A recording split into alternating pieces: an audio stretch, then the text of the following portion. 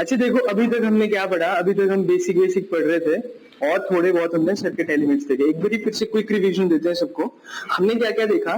हमने फर्स्ट तो हमने देखी बेसिक डेफिनेशंस, है ना। सबसे पहले हमने चार्ज के बारे में देखा। चार्ज मैंने क्या बताया कि चार्ज जो है एक इलेक्ट्रिकल प्रॉपर्टी है किसी भी एटम की, है ना। इसी से डिफाइन करते हैं क्योंकि एटम के अंदर इलेक्ट्रॉन, प्रोटॉन और न्यूट्रॉन्स होते हैं और उन्हीं के चार्ज जो है उसको चार्ज बोलते हैं। एक इलेक्ट्रॉन के ऊपर कितना चार्ज होता है? 1.6 कूलम। और एक कूलम के अंदर कितने इलेक्ट्रॉन्स होते हैं? 6.24 इंटू 10⁻18 इलेक्ट्रॉन्स, है ना। उसके बाद हमने देखा था कि करंट क्या होता है। Current is what? मैथमेटिकली हमने देखा था rate of change of charge with respect to time, है ना, या फिर derivative of charge with respect to time.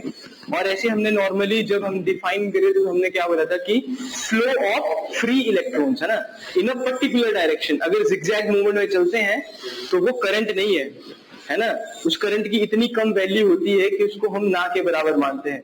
तो हम क्या बोलते हैं कि एक पर्टिकुलर डायरेक्शन में चल रहे हैं। कन्वेंशनल डायरेक्शन क्या थी करंट की? Positive to negative, positive charge movement. Voltage क्या था?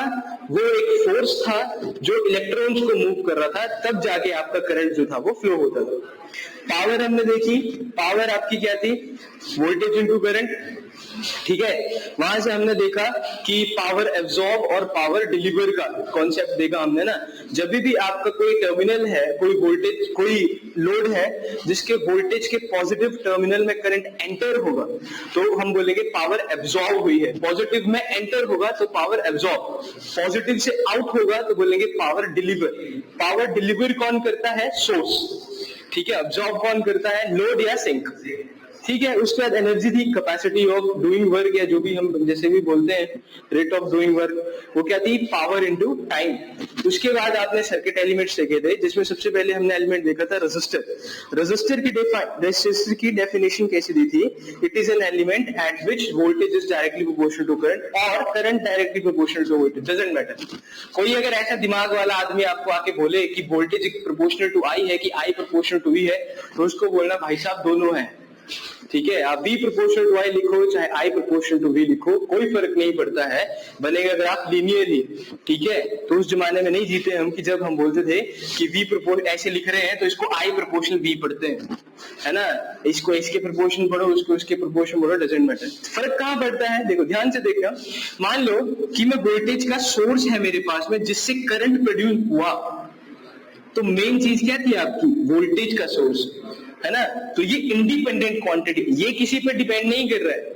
करंट डिपेंड करेगा इस वोल्टेज पे कि कितना प्रोड्यूस करेगा। तब हम बोलते हैं कि इसमें क्या है, जो करंट है वो प्रोपोर्शनल टू वोल्टेज है। अगर करंट सोर्स होता, है ना, तो जैसे ये लोड है मेरा और इसके क्रॉस क्या होता? कुछ वोल्टेज बनता। अब ये वोल्टेज कब बना? इस करंट की वजह से। ये करंट यहां से यहां गया होगा और इस रेजिस्टर के क्रॉस उसने वोल्टेज ड्रॉप किया होगा, तो ये वोल्टेज इस पे डिपेंड कर रहा है। तो अब हम इसको क्या बोलेंगे? V प्रोपोर्शनल टू I है। दोनों किसके हैं? ओम्स लॉ ही है, ठीक है। प्रैक्टिकली आपका करंट सोर्स एग्जिस्ट नहीं करता। करंट सोर्स नाम की प्रैक्टिकल कोई चीज नहीं है। ये थियोरेटिकल है कि चलो वोल्टेज है तो करंट भी बना देते हैं, ठीक है, बट प्रैक्टिकल ये चीज एग्जिस्ट नहीं करती है। दैट्स व्हाई हम हमेशा I प्रोपोर्शनल V लिखते हैं, V प्रोपोर्शनल I नहीं लिखते। ये चीज क्यों नहीं दिखती है? क्योंकि ये प्रैक्टिकली है ही नहीं, समझ गए। इसलिए हम ये हर जगह तुम्हारे को ये चीज दिखती है। ये ओहम्स लॉ है, ठीक है, ये ओहम्स लॉ है। अब क्या किया था? मैंने बोला कि एक ओहम्स लॉ की हमने डेफिनेशन देखी थी, J directly proportional to E। ये क्या था? करंट डेंसिटी, और ये क्या था? इलेक्ट्रिक फील्ड इंटेंसिटी, है ना। इसके यूनिट्स क्या थे? एम्पियर पर मीटर स्क्वायर, और इसके यूनिट्स क्या थे? वोल्ट पर मीटर, ठीक है। और इन दोनों में एक कांस्टेंट आया था, वो क्या था? सिग्मा। ये क्या थी? कंडक्टिविटी, है ना। और सिग्मा किसके इक्वल था? 1/ρ के, रो के, है ना। रो के सिंबल के यूनिट्स क्या थे? ओम मीटर, और इसकी यूनिट क्या थे? महो पर मीटर, ठीक है। वैसे तोते की तरह याद रखनी है सारी चीजें ना। ये चीजें याद है तुम्हारे को तो इजी हो जाएगा काम। उसके बाद शॉर्ट सर्किट, ओपन सर्किट का एक फॉर्मूला देखा था हमने टेम्परेचर डिपेंडेंट फॉर्मूला। उसमें क्या था, RT2 equals RT1 into 1 plus alpha delta T, जिसमें हम देखते थे कि जब भी हम अगर हम ऐसे लिख देंगे तो ओम्स लॉ को तो डिफाइन करता था, लेकिन जब हम इसको कांस्टेंट लाते थे तो R का कांस्टेंट होना बहुत जरूरी है अगर आप ओम्स लॉ को क्या करना चाहते हो, सेटिस्फाई करना चाहते हो। इसलिए हमने बोला था कि ये एक ऐसा रेजिस्टेंस होगा जो टेम्परेचर के इंडिपेंडेंट होगा, क्योंकि आपका रेजिस्टर जो है वो टेम्परेचर डिपेंडेंट होता है प्रैक्टिकली, ठीक है। इसलिए हम जब भी ओम्स लॉ को डिफाइन करते हैं तो हम बोलते हैं कि ये इंडिपेंडेंट ऑफ टेम्परेचर, ठीक है। और इसी की वैल्यू के लिए हमारे पास था RT2 equals RT1 into 1 plus alpha delta T, ये मेरे पास में एक फॉर्मूला था। उसके बाद शॉर्ट सर्किट और ओपन सर्किट का कॉन्सेप्ट देखा था हमने, है ना। शॉर्ट सर्किट में आपका रेजिस्टेंस कितना होता है, 0। वोल्टेज क्या होता है शॉर्ट सर्किट में, 0, और करंट क्या होता है, इनफाइनाइट। आइडियली बात करेंगे हमेशा, है ना, इनफाइनाइट। ओपन सर्किट में आपका रेजिस्टेंस कितना होगा, इनफाइनाइट, है ना। वोल्टेज क्या रहेगा, इनफाइनाइट, और करंट क्या रहेगा, 0। तो ये सारी कहानी थी। फिर हमने इंडक्टर के बारे में देखा, ठीक है। इंडक्टर को मैंने क्या बोला कि जब आपका वोल्टेज जो है वो directly proportional to derivative of current हो, है ना, VL is directly proportional to DI/dt, तो वो आपका इंडक्टर होगा। उसको हटा के कांस्टेंट आ रहा था L, इंडक्टेंस, है ना। क्या यूनिट है इंडक्टेंस के, हेनरी, ठीक है। उसमें हमने एनालॉजी देखी मैग्नेटिक फील्ड और इलेक्ट्रिकल फील्ड की, है ना। उसमें ऐसे कुछ चीजें वो बताना। परमेबिलिटी हमने पढ़ा। परमेबिलिटी की डेफिनेशन क्या थी, इट इज एबिलिटी या property of a material by which it supports the setup of the flux या pass the magnetic line of force या supports the setup of the flux। Permeability के units क्या थे, Henry पर metre. दो हिस्सों में डिवाइड की थी, mu naught mu R. Mu naught थी एब्सोल्यूट परमेबिलिटी, है ना, क्या वैल्यू थी, 4 पाई इंटू 10⁻⁻⁷ हेनरीज पर मीटर। और रिलेटिव परमेबिलिटी क्या थी आपकी, 1 फॉर एयर।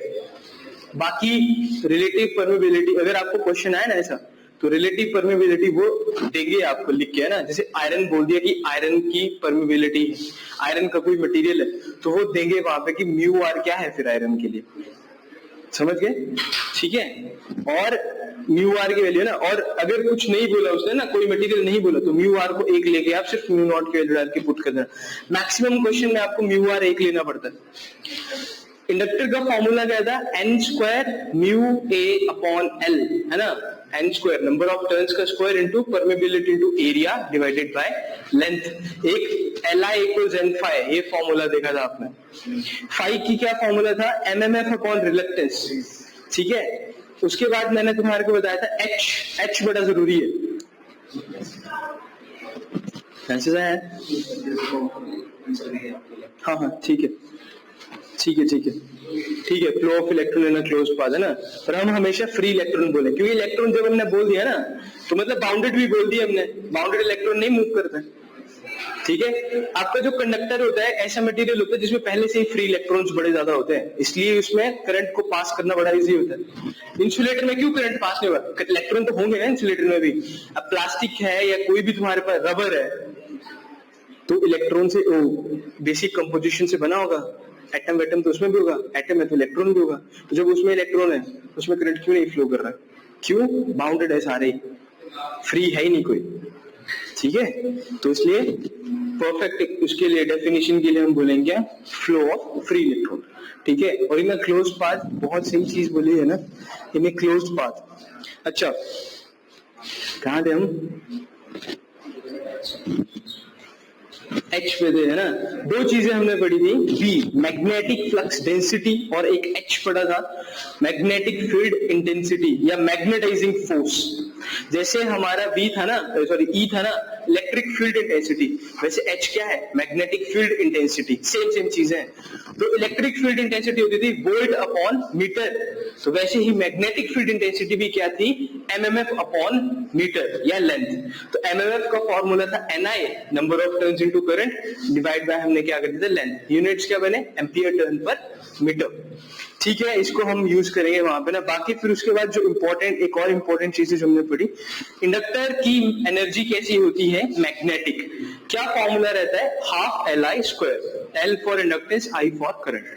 ठीक है, उसके बाद हमने देखा था फॉर ट्रांजिएंट्स के लिए, मतलब सडन चेंज इन करंट के लिए कितना वोल्टेज चाहिए इंडक्टर को, इनफाइनाइट, जो कि प्रैक्टिकली पॉसिबल नहीं है। That's why inductor opposes the sudden change in current. कभी कभी ये चीज हम पावर सिस्टम में यूज करेंगे, इंडक्टर का ये वाली जो चीज है ना, सडन चेंजेस हो रही है, वो सारी हम पावर सिस्टम में यूज करेंगे। मैं तुम्हारे को बताऊंगा कि इस चीज को प्रैक्टिकली कैसे यूज किया जाता है।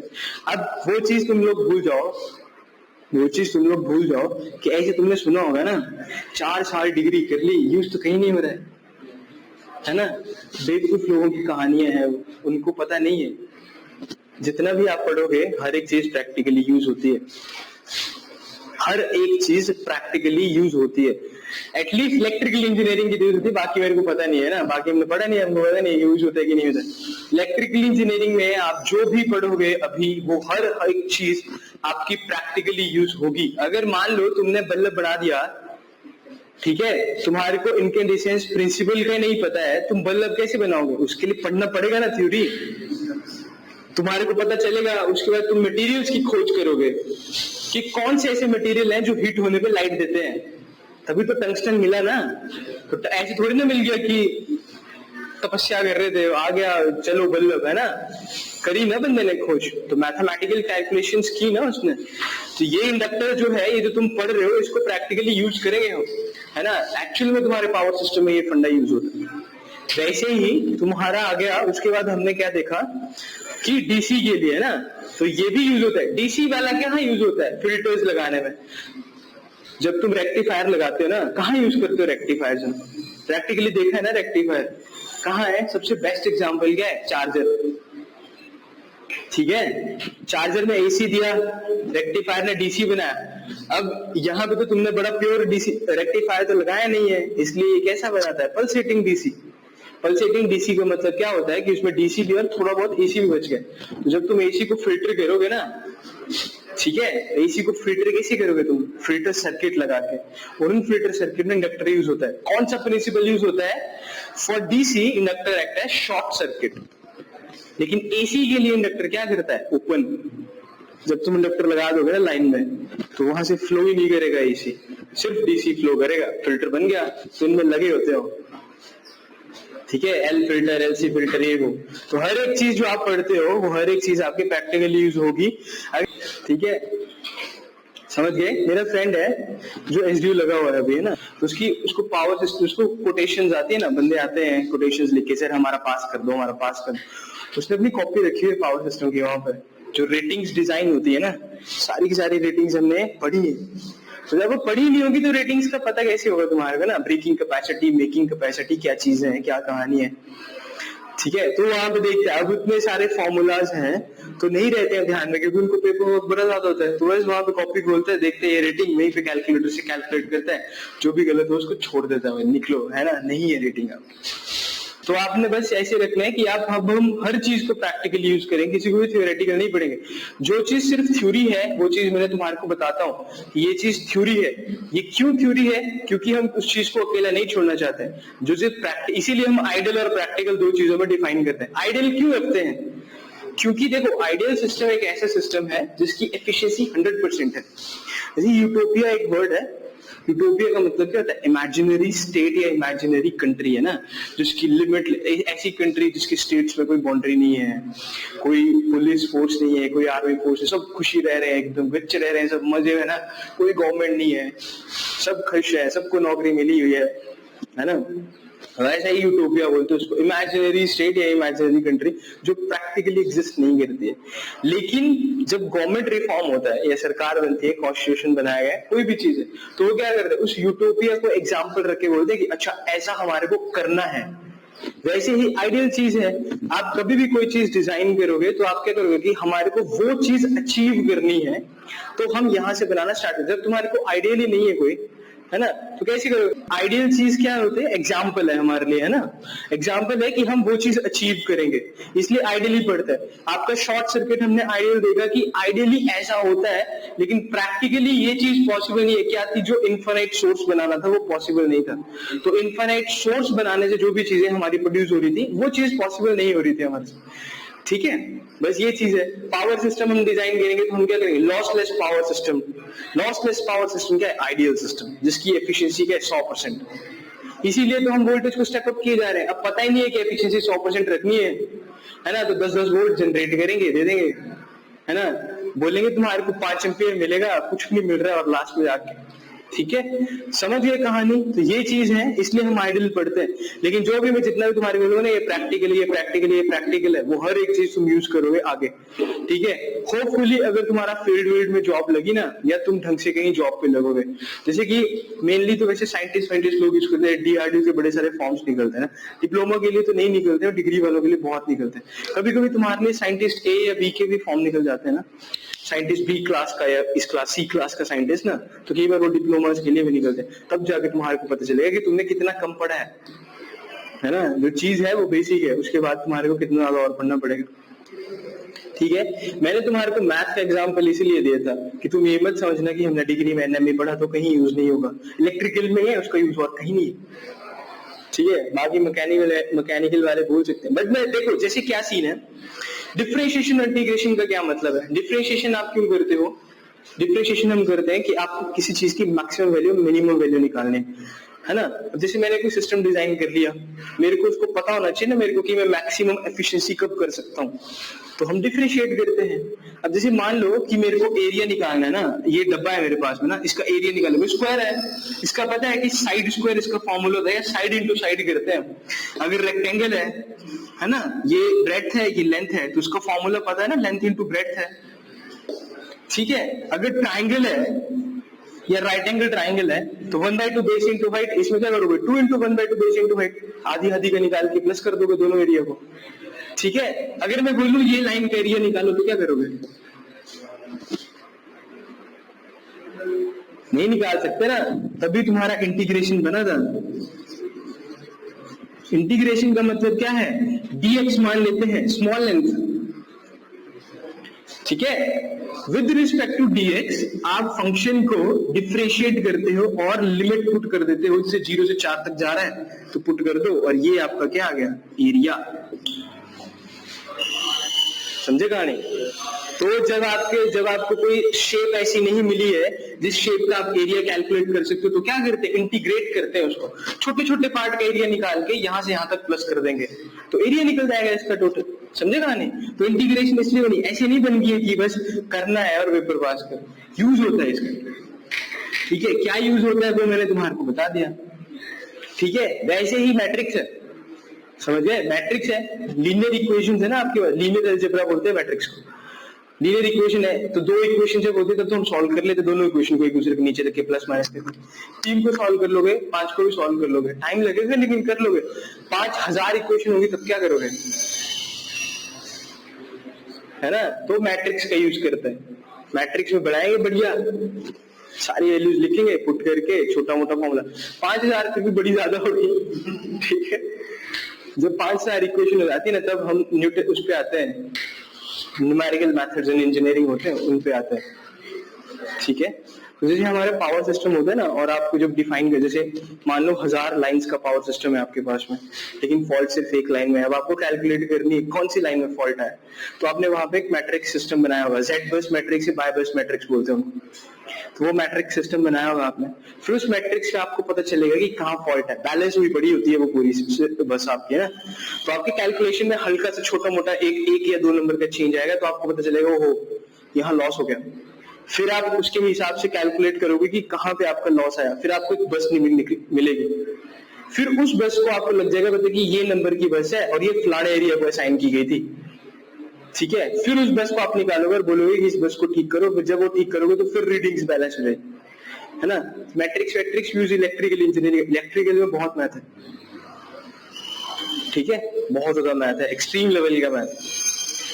वहां जाके फिर वो रिपेयर करते हैं, फिर जब वो डालेंगे नई वैल्यूज डालेंगे या कुछ एक्स्ट्रा चीज ही ऐड करनी है, आपको पावर फैक्टर इंप्रूवमेंट ही करनी है, एक कैपेसिटर ही ऐड करना है, तो उसके लिए भी फिर यहाँ पे वाई बस और जेड बस देखेंगे, ठीक है, फिर उनको ऐड करोगे, फिर जाके वो फिर से सॉल्व होगा ना। तो ऐसी ऐसी कहानी है, ठीक है। तो मॉरल ऑफ द स्टोरी क्या है, ये सारी कहानी सुनाने का मेरा मतलब क्या है, आप अपने दिमाग में हमेशा ये चीज रखो कि जितना भी आप पढ़ रहे हो वो इसीलिए आप पढ़ रहे हो क्योंकि उसका यूज है, आप इसलिए नहीं पढ़ रहे हो कि पेपर पास करना है। कैपेसिटर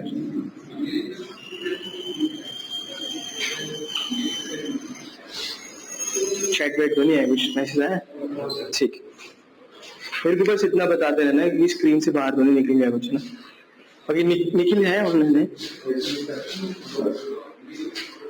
ठीक। तो कैपेसिटर की बात कर रहे थे हम, है ना।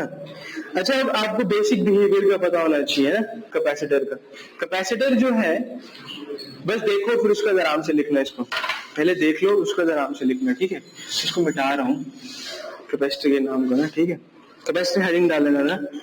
देखो, कैपेसिटर जो है अगर उसकी बेसिक डेफिनेशन बोली जाए तो हम बोलते हैं कि दो कंडक्टिंग प्लेट्स हैं। कंडक्टिंग प्लेट्स का मतलब क्या है, ये भी चार्ज्ड प्लेट है, इसके ऊपर या तो पॉजिटिव चार्ज या नेगेटिव चार्ज होगा, और ये भी चार्ज प्लेट है, पॉजिटिव और आइदर नेगेटिव। ये पॉजिटिव है तो ऑब्वियसली ये नेगेटिव बन जाएगी, और अगर ये नेगेटिव है तो ऑब्वियसली ये पॉजिटिव बन जाएगी। तो टू कंडक्टिंग प्लेट्स, और अगर इनको सेपरेट कर दिया हो किसी इंसुलेटर से, ठीक है, ये सब इंसुलेटर है, तो आपका ये चीज क्या बनाती है, एक कैपेसिटर।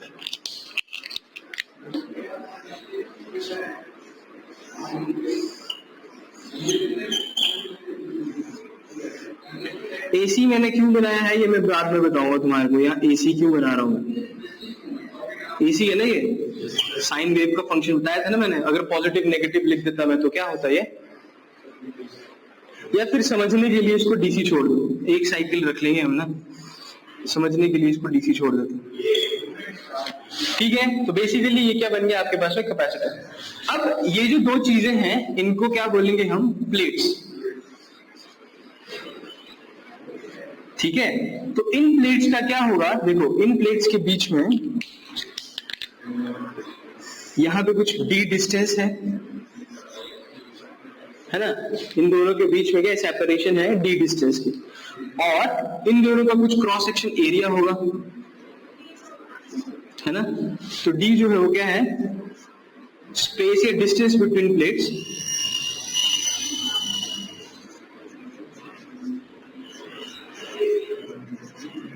और ए क्या है आपका, एरिया ऑफ क्रॉस सेक्शन, ठीक है। और ये बीच में ब्लू कलर का आपका क्या है, इंसुलेटर, ठीक है।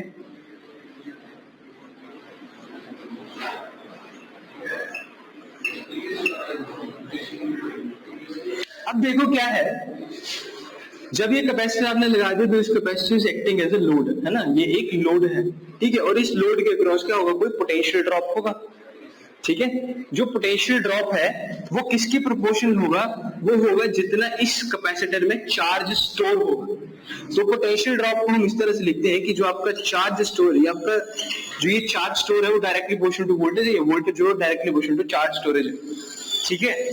तो यहाँ पे मैंने बोल दिया Q इक्वल्स टू क्या होता है आपका V। यहाँ पे Q क्या है आपका चार्ज, और V क्या है आपका वोल्टेज। अब जब भी हम इस कांस्टेंट ऑफ प्रोपोर्शनैलिटी मतलब प्रोपोर्शनल साइन को हटाएंगे तो आपका एक कांस्टेंट ऑफ प्रोपोर्शनैलिटी यहाँ पे आता है, और वो क्या होता है आपका C, ठीक है। ये C क्या है, कैपेसिटेंस, C इज, क्या यूनिट्स होते हैं इसके, फैरेड या फराड, है ना, कुछ भी बोल, ठीक है। अब इस कैपेसिटेंस का फॉर्मूला क्या होता है, कैपेसिटेंस का फॉर्मूला होता है epsilon A upon D। A और D का आपको पता है, एप्सिलॉन क्या चीज है, या एप्सिलॉन भी बोलते हैं, क्या है ये,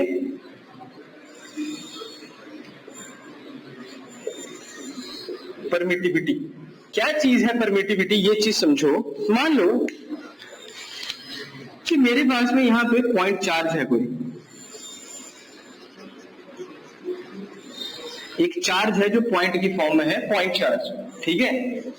अब मैंने क्या किया, मैं इसको मूव करना चाहता हूं यहां से यहां तक, इस पॉइंट तक, ठीक है। लेट्स से ये 10 कूलम का चार्ज है, ठीक है। जब ये यहां से यहां तक पहुंचा तो ये 9 कूलम ही बचा। अब आपको पता है charge can neither be created nor be destroyed, है ना। Charge can neither be created nor be destroyed. क्या होता है, ये एक बॉडी से दूसरी बॉडी को ट्रांसफर हो सकता है। तो जब मैं यहां से 10 कूलम को ट्रांसफर कर रहा था यहाँ पे, तो यहाँ पे तो 9 कूलम ट्रांसफर हुआ, मतलब 1 कूलम क्या हो गया, गायब हो गया ना। 1 कूलम आपका गायब नहीं हो सकता है। तो हम क्या बोलेंगे, हम बोलेंगे इसको बैलेंस करने के लिए हम क्या बोलेंगे, हम बोलेंगे कि 1 कूलम जो है, अब क्योंकि डिस्ट्रॉय तो हो नहीं सकता, तो जब जो चीज डिस्ट्रॉय नहीं हो सकती वो क्या होगी, स्टोर। जो चीज डिस्ट्रॉय नहीं होगी उसको बोलेंगे स्टोर। तो हम बोलेंगे कि ये 1 कूलम का चार्ज जो है ये स्टोर हो गया है कहां, हवा में, एयर में। तो हवा ने क्या किया, 1 कूलम का चार्ज स्टोर कर लिया, 9 कूलम का चार्ज बच गया। तो प्रॉपर्टी ऑफ हवा या property of air by which इसने जो ये स्टोर किया एलिमेंट चार्ज, इसको बोलेंगे हम परमिटिविटी, ठीक है। तो क्या बोलेंगे परमिटिविटी की definition, it is the ability to store the charge, ठीक है। क्या वैल्यू होती है इसकी, एप्सिलॉन नॉट एप्सिलॉन आर, ठीक है। ये जो एप्सिलॉन नॉट है इसको बोला जाता है क्या,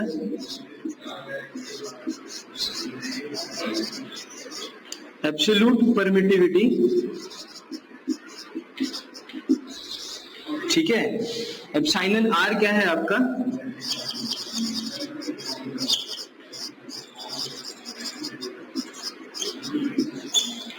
कभी कभी इसको एप्सिलॉन नॉट का एब्सोल्यूट परमिटिविटी और इसको बोलते हैं absolute permittivity with respect to material, ठीक है।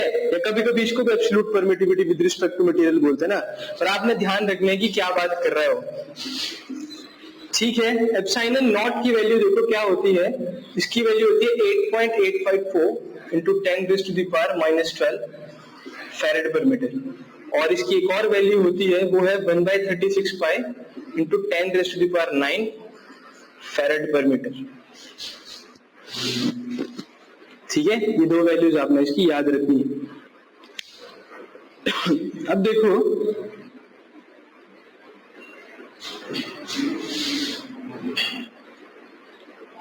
लिखो इसको, फर्स्ट लाइन लिखो, पहले 1-2 लाइनें लिख लो, लिखो, if the voltage across an element, the voltage across an element is directly proportional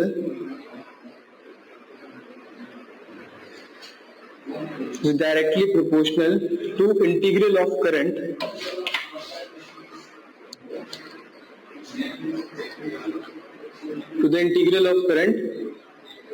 with respect to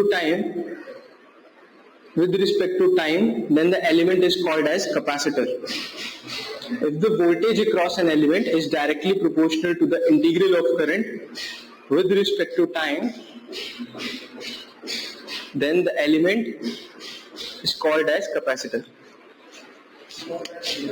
देखो ना, इसको ऐसे याद रखना, जेई में शायद इसको ऐसे लिखा जाता है, इसको बोलते हैं absolute permittivity of free space,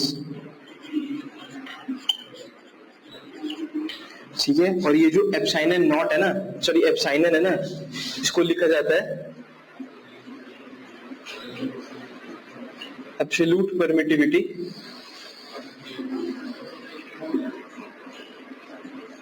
with respect to material,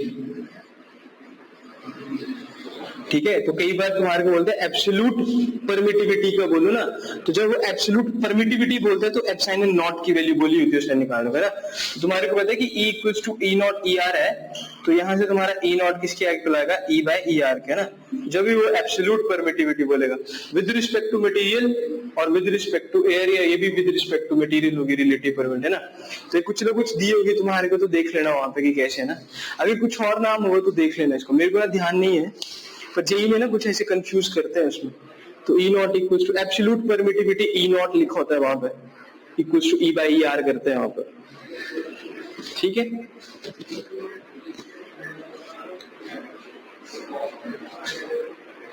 लिख लिया एक लाइन, दूसरी लाइन लिखो, capacitor is a device, capacitor is a device which stores the energy in the form of, capacitor is a device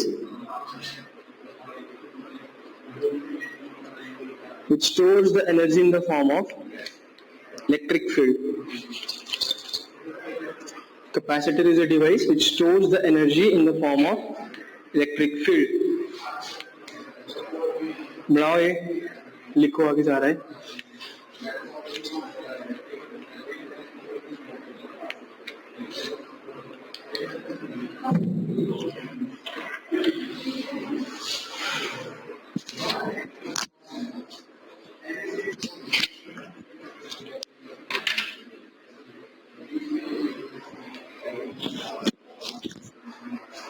समझ आ गया ना इतना? कोई डाउट है तो पूछ लो।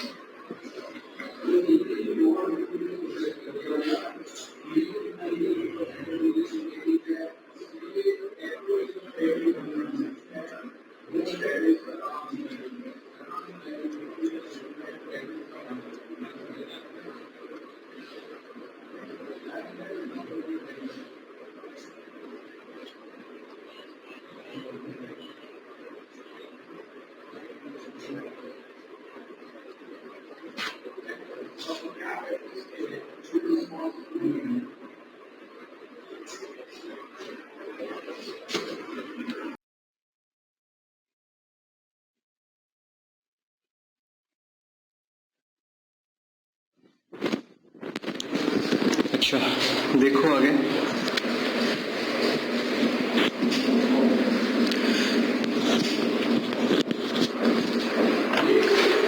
जो मैंने डेफिनेशन लिखा है ना स्टार्टिंग में, इंटीग्रल वो है ना, whenever voltage across an element is directly proportional to the integral of current, ऐसे लिखा है ना एक।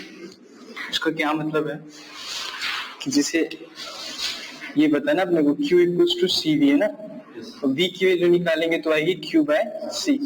देखो अगर मैं 1/c को बाहर ले लूं और Q को क्या लिख सकता हूं मैं, देखो यहां से देखो ध्यान से, dq बाय dt क्या होता है, I ना, I equals to dq by dt या I ऑफ t लिख दो इसको।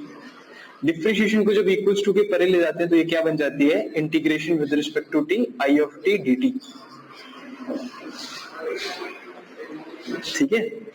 तो जब यहाँ पे मैं Q की वैल्यू क्या डाल दूंगा, integration with respect to t या फिर 0 to t I of t dt। तो ये बना क्या आपका, whenever voltage across an element is directly proportional to the integral of current, ठीक है। इसको लिखने की जरूरत नहीं है, जस्ट ये करके छोड़ दो क्योंकि आपको आएगा नहीं कहीं भी, है ना। जो मेन फॉर्मूला है आपको Q इक्वल सी बी, ये चीज याद रखनी है आपको, ठीक है। और आप क्या करोगे, आपको जो चीज याद रखनी है वो आपको I की याद रखनी है, I is equal to C dv by dt होता है, ये फॉर्मूला आपने याद रखना है ना। इसको आप अच्छे तरीके से कैसे लिख सकते हो, है ना, नॉर्मल जो आसान भाषा में हम लिखते थे ना हर चीज को, तो हम लिखेंगे देखो current is equals to capacitance, है ना, into voltage divide by time, है ना। तो अगर कैपेसिटर के क्रॉस आपको वो बोल रहा है, ठीक है, जैसे मान लो ना मैंने ऐसे बोल दी कि कैपेसिटर है 2 फैरेड की, है ना, 2 वोल्ट का वोल्टेज है, 2 सेकंड है उसमें से जा रहा है करंट, तो बताओ कि करंट की वैल्यू कितनी होगी, 2 सेकंड में करंट की वैल्यू कितनी आएगी, तो तुम 2 गुणा 2/2 करके करंट की वैल्यू कितनी आएगी, 2 एम्पियर, ठीक है। वैसे ही वोल्ट उसका था, इंडक्टर के क्रॉस वोल्टेज था, इंडक्टर के क्रॉस वोल्टेज का फॉर्मूला तुम लिख लेना वहां से ना, जो मैंने तुम्हारे को पढ़ाया है। कैसे लिखोगे, voltage across inductor is equals to क्या होगा, inductance into current divided by time, LDI by dt था ना।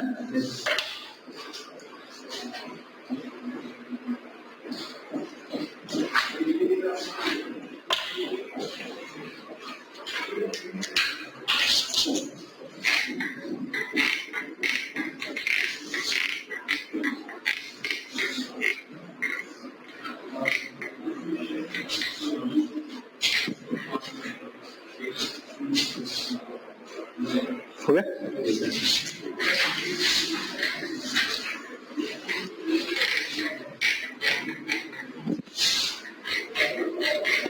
अब हम वही 2 एक्सपेरिमेंट करेंगे इंडक्टर में, ठीक है। तो जो मेन इक्वेशन थी वो हमारे पास मेन इक्वेशन आई ये कि current across capacitor is equals to C dV upon dt है, ठीक है। इस इक्वेशन से हम पहला पॉइंट क्या आएगा, मेन पहला पॉइंट आएगा इसकी एनर्जी कितनी है। आपको पता है कि मैंने आपको लिखा दिया ना, it stores energy in the form of electric field, तो वो एनर्जी कितनी है, वो होगी हाफ CV स्क्वायर, ठीक है। ये एनर्जी है आपके कैपेसिटर की, ठीक है। उसके बाद आ गया आपका क्या, उसके बाद इंपॉर्टेंट चीज क्या है, for DC supply, for DC supply, बताओ DC सप्लाई के लिए मैं ऐसे लिख सकता हूं that voltage is what, constant, ऐसा जैसा हो जाएगा हमारा voltage with respect to time, कुछ चेंज नहीं हो रहा है। अगर ये 4 वोल्ट है तो ये 4 ही रह रहा है आगे तक, है ना। यही तो कांस्टेंट का मतलब है कि टाइम कुछ भी हो, 400 साल 500 साल, आपका वोल्टेज 4 ही रहेगा, ठीक है। तो यहाँ पे करंट की वैल्यू क्या आ जाएगी, देन I की वैल्यू क्या आ जाएगी, C dV अपॉन dt, तो इसको हम ऐसे लिख सकते हैं कि C d by dt of some constant value,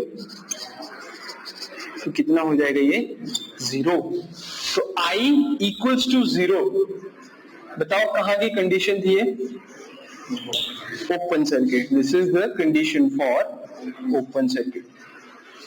तो हम क्या बोलेंगे यहां से, capacitor acts as open circuit for DC supply या DC एक्साइटेशन। तो जब भी कैपेसिटर को DC में लगाएंगे तो वो क्या होगा, हमेशा ओपन सर्किट होगा। उसके बाद देखो दूसरा रीडिंग किसके लिए लिया था हमने, ट्रांजिएंट चेंज के लिए। दूसरा रीडिंग हमने ट्रांजिएंट चेंज के लिए लिया था या फॉर सडन चेंज, है ना।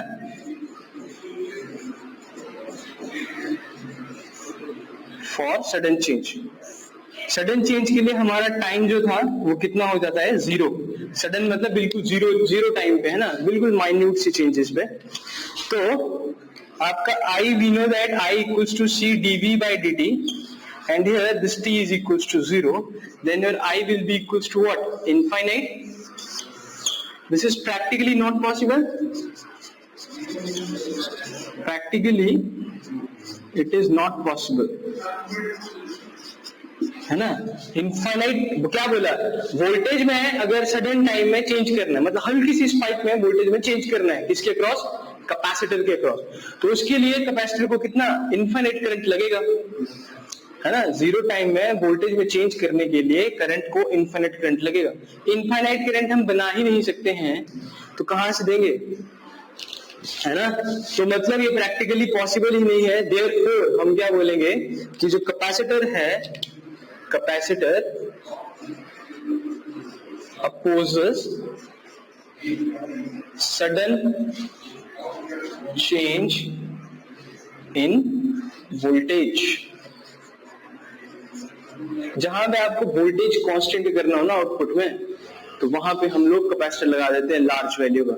जहां पे आपको करंट कांस्टेंट करना होता है आउटपुट में, वहां हम इंडक्टर लगा देते हैं लार्ज वैल्यू। ठीक है, तो ये कहानी है कैपेसिटर की, लिख लो इसको।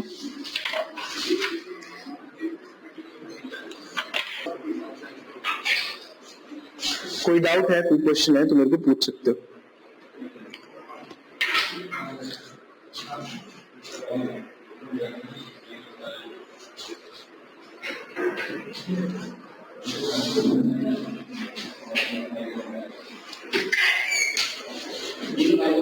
अच्छा देखो, यहां से मैं आपको एक नई चीज बताऊंगा, डिप्लोमा में आपने सुनी नहीं होगी ये, जैसे आपको हल्के से नॉलेज होना चाहिए इस चीज का, ताकि आपको लेफ्ट आउट ना फील हो।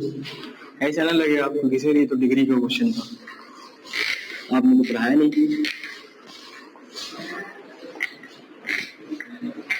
देखो क्या होता है,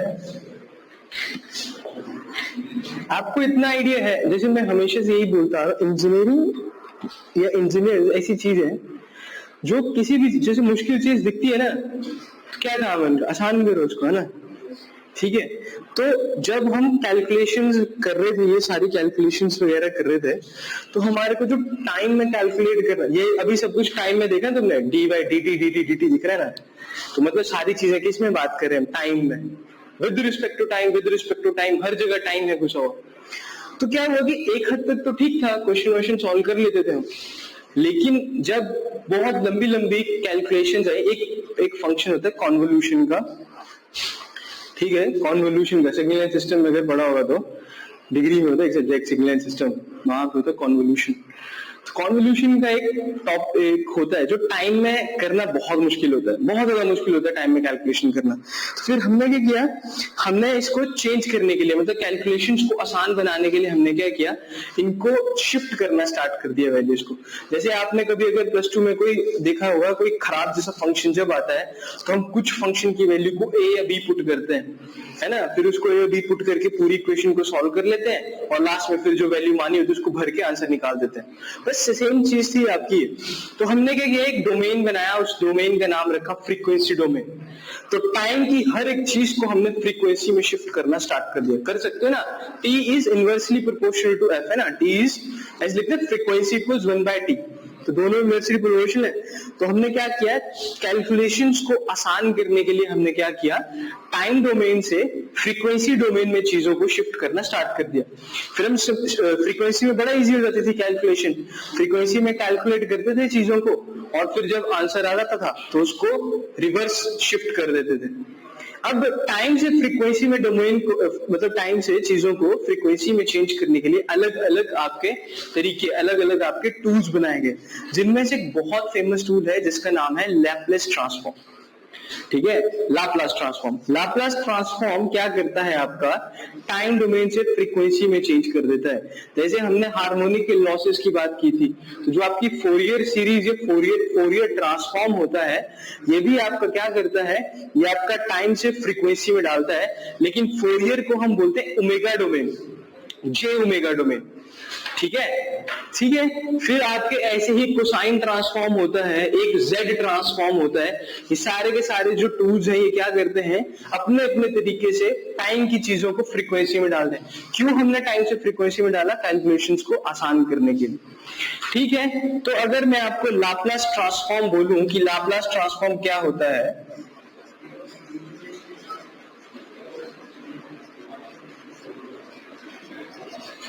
तो लाप्लास ट्रांसफॉर्म में आप क्या क्या लिखोगे,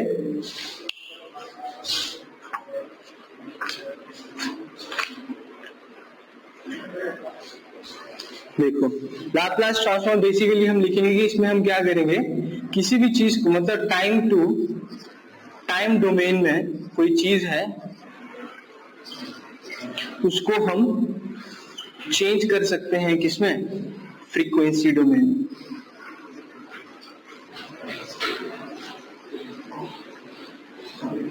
ठीक है, इस सिंबल का मतलब क्या होता है कि ये यहां से यहां को भी जा सकता है और यहां से यहां को भी आ सकता है। ठीक है, यहां पे क्यों कैलकुलेशंस आपकी मुश्किल थी, यहां पे आपकी कैलकुलेशंस क्या है, आसान है। तो जो यहां पे जो भी टी होता है ना, टी डिनोट करने के लिए होता है ना टाइम डोमेन में, जब हम लाप्लास ट्रांसफॉर्म में जाते हैं तो देखो क्या होता है, एक सिग्मा वैल्यू होती है। सिग्मा का फॉर्मूला होता है एस प्लस जे ओमेगा। जब आप लाप्लास डोमेन की बात करते हैं, सॉरी, एस इक्वल्स टू एक फ्रीक्वेंसी डोमेन है, ये इक्वल्स होता है सिग्मा प्लस जे ओमेगा। ठीक है, तो जब आप ये क्या है, ये फ्रीक्वेंसी डोमेन की डिनोशन, जैसे टी है ना टाइम में, वैसे फ्रीक्वेंसी में एस है। ठीक है, ये इक्वल्स होता है आपका सिग्मा प्लस जे ओमेगा। ये वही कंडक्टिविटी है आपकी, ये वही एंगुलर फ्रीक्वेंसी है आपकी। ठीक है, लाप्लास डोमेन में जे ओमेगा होता है, इसकी वैल्यू को 0 पुट कर देते हैं और एस जो होता है आपका वो सिग्मा के इक्वल होता है। ठीक है, अगर आप फोरियर ट्रांसफॉर्म की बात करते हैं ना, अगर हम फोरियर ट्रांसफॉर्म की बात करें तो फोरियर ट्रांसफॉर्म में ये S equals to sigma plus, देखो है तो फ्रीक्वेंसी डोमेन ही, लेकिन उसमें सिग्मा की वैल्यू को 0 पुट कर देते हैं और एस को जे ओमेगा पुट कर देते हैं। ठीक है, मतलब आपको क्या, हम क्या करते थे, हम क्या करते थे, शॉर्ट ट्रिक लगाने के लिए, लाप्लास आसान होता है ना करना, तो लाप्लास करते थे और जहां पे भी एस एस होता था ना लाप्लास में, वहां जे ओमेगा जे ओमेगा जे ओमेगा लिख देते थे और फोरियर बन जाता था उसका कैलकुलेट करने के लिए। ठीक है, ये चीज आप याद रखोगे। फोरियर ट्रांसफॉर्म से क्या पता चलता है, लिख लेना इसको भी ना, non periodic and periodic signals, periodic and non periodic signal के लिए होता है आपका फोरियर ट्रांसफॉर्म। ठीक है, वैलिड है ना, इसमें लिख लेना है valid for periodic and non periodic signals. और एक होती है आपकी फोरियर सीरीज। ठीक है, ये only valid for periodic signals. Periodic signals पता है आपको क्या होते हैं, जो कुछ पीरियड ऑफ टाइम के बाद खुद को रिपीट करना स्टार्ट कर दें। जैसे साइन वेव, आपकी साइन वेव है ना आपकी, अब देखो यहां से यहां तक अगर तुम देखोगे तो इसके बाद इसने खुद को रिपीट किया ना, उसके बाद इतने हिस्से तक फिर खुद को रिपीट करेगी, तो साइन को क्या बोलूंगा मैं, ये कौन सी वेव है, पीरियोडिक है। देखो ध्यान से देखो, यहाँ पे देख लो, फिर लिखना ना, पूरा टाइम मिलेगा तुम्हारे को। तो वो मिनिमम टाइम जिसके बाद सिग्नल खुद को रिपीट करेगा, यही हुआ ना वो मिनिमम टाइम साइन वेव के लिए। इसको बोलते हैं FTP. FTP is nothing but fundamental time period. क्या होता है, कैसे कैलकुलेट होता है, डजेंट मैटर, आपको ध्यान। मेरे को बताओ 50 हर्ट की फ्रीक्वेंसी के हिसाब से हम 50 हर्ट यूज करते हैं ना, तो हमारा एफटीपी कितना है, 20 मिली सेकेंड्स। फ्रीक्वेंसी है 50 हर्ट्ज ना, टाइम कैसे निकालोगे, 1/20, तो आता है 0.02। ठीक है, 0.02 सेकेंड्स बोल लो या 20 मिली सेकेंड्स बोल लो, ये हमारा क्या है, फंडामेंटल टाइम पीरियड। कि 20 मिली सेकेंड्स के बाद आपकी वेव क्या है, खुद को रिपीट करना स्टार्ट करती है। तो ये तो है क्या, पीरियोडिक। ठीक है, जो फंडामेंटल टाइम पीरियड के बाद खुद को रिपीट करते हैं, सर्टेन टाइम के बाद खुद को वो सिग्नल रिपीट करे, तो उसको हम बोलेंगे पीरियोडिक। तो नॉन पीरियोडिक क्या होगा फिर, नॉन पीरियोडिक क्या होगा, जो खुद को रिपीट नहीं करता है। नॉन पीरियोडिक जो होगा वो खुद को रिपीट नहीं करेगा, कुछ भी चला होगा, है ना। These are non periodic signals. तो ये जो फोरियर सीरीज थी, ये सिर्फ पीरियोडिक सिग्नल्स में करती थी। क्या करती है Fourier series calculate, it calculates the power dissipation of fundamental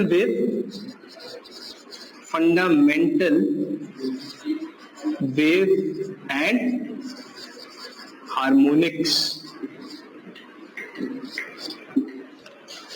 harmonics में कितना पावर लॉस हो रहा है या फंडामेंटल में कितना पावर लॉस हो रहा है, ये चीज हम कैलकुलेट करते हैं फोरियर सीरीज से या फोरियर ट्रांसफॉर्म से भी।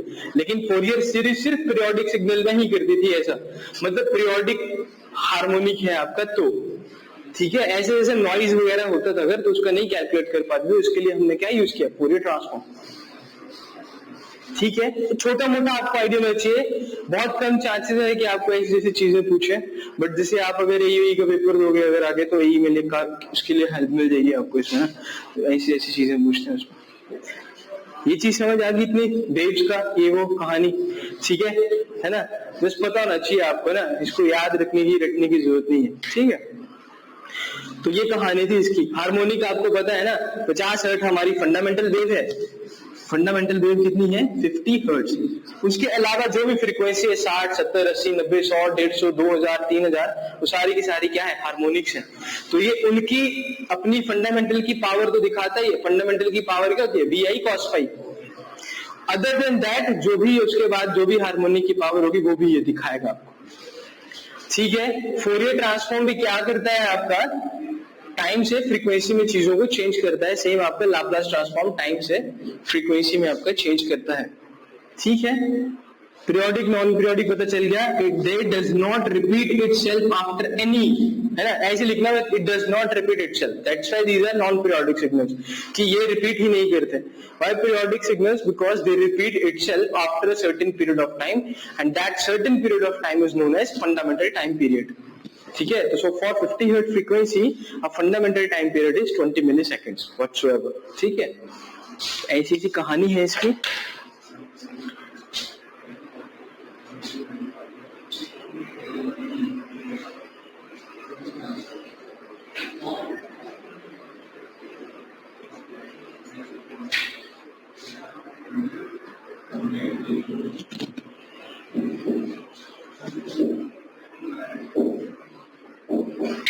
आगे हेडिंग डालना, मतलब जितना advantages of analysis of circuit, यहाँ लिख देता हूँ इसको। जो एडवांटेजेस हैं लिख लीजिए इनको।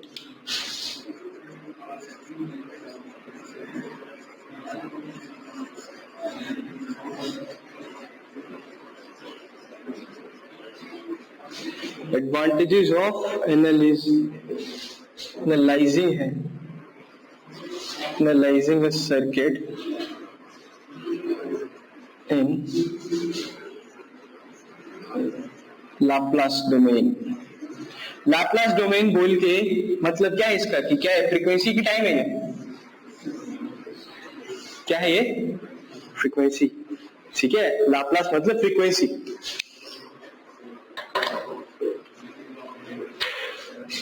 ये मिटा दो कि लिख रहे हो, ये नॉन पीरियोडिक है।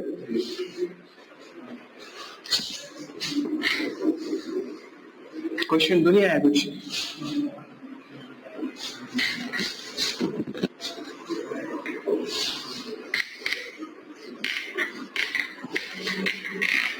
तुमने पीरियोडिक नॉन पीरियोडिक भी नहीं सुना क्या डिप्लोमा में? इलेक्ट्रॉनिक्स पढ़ती तुमने सारी,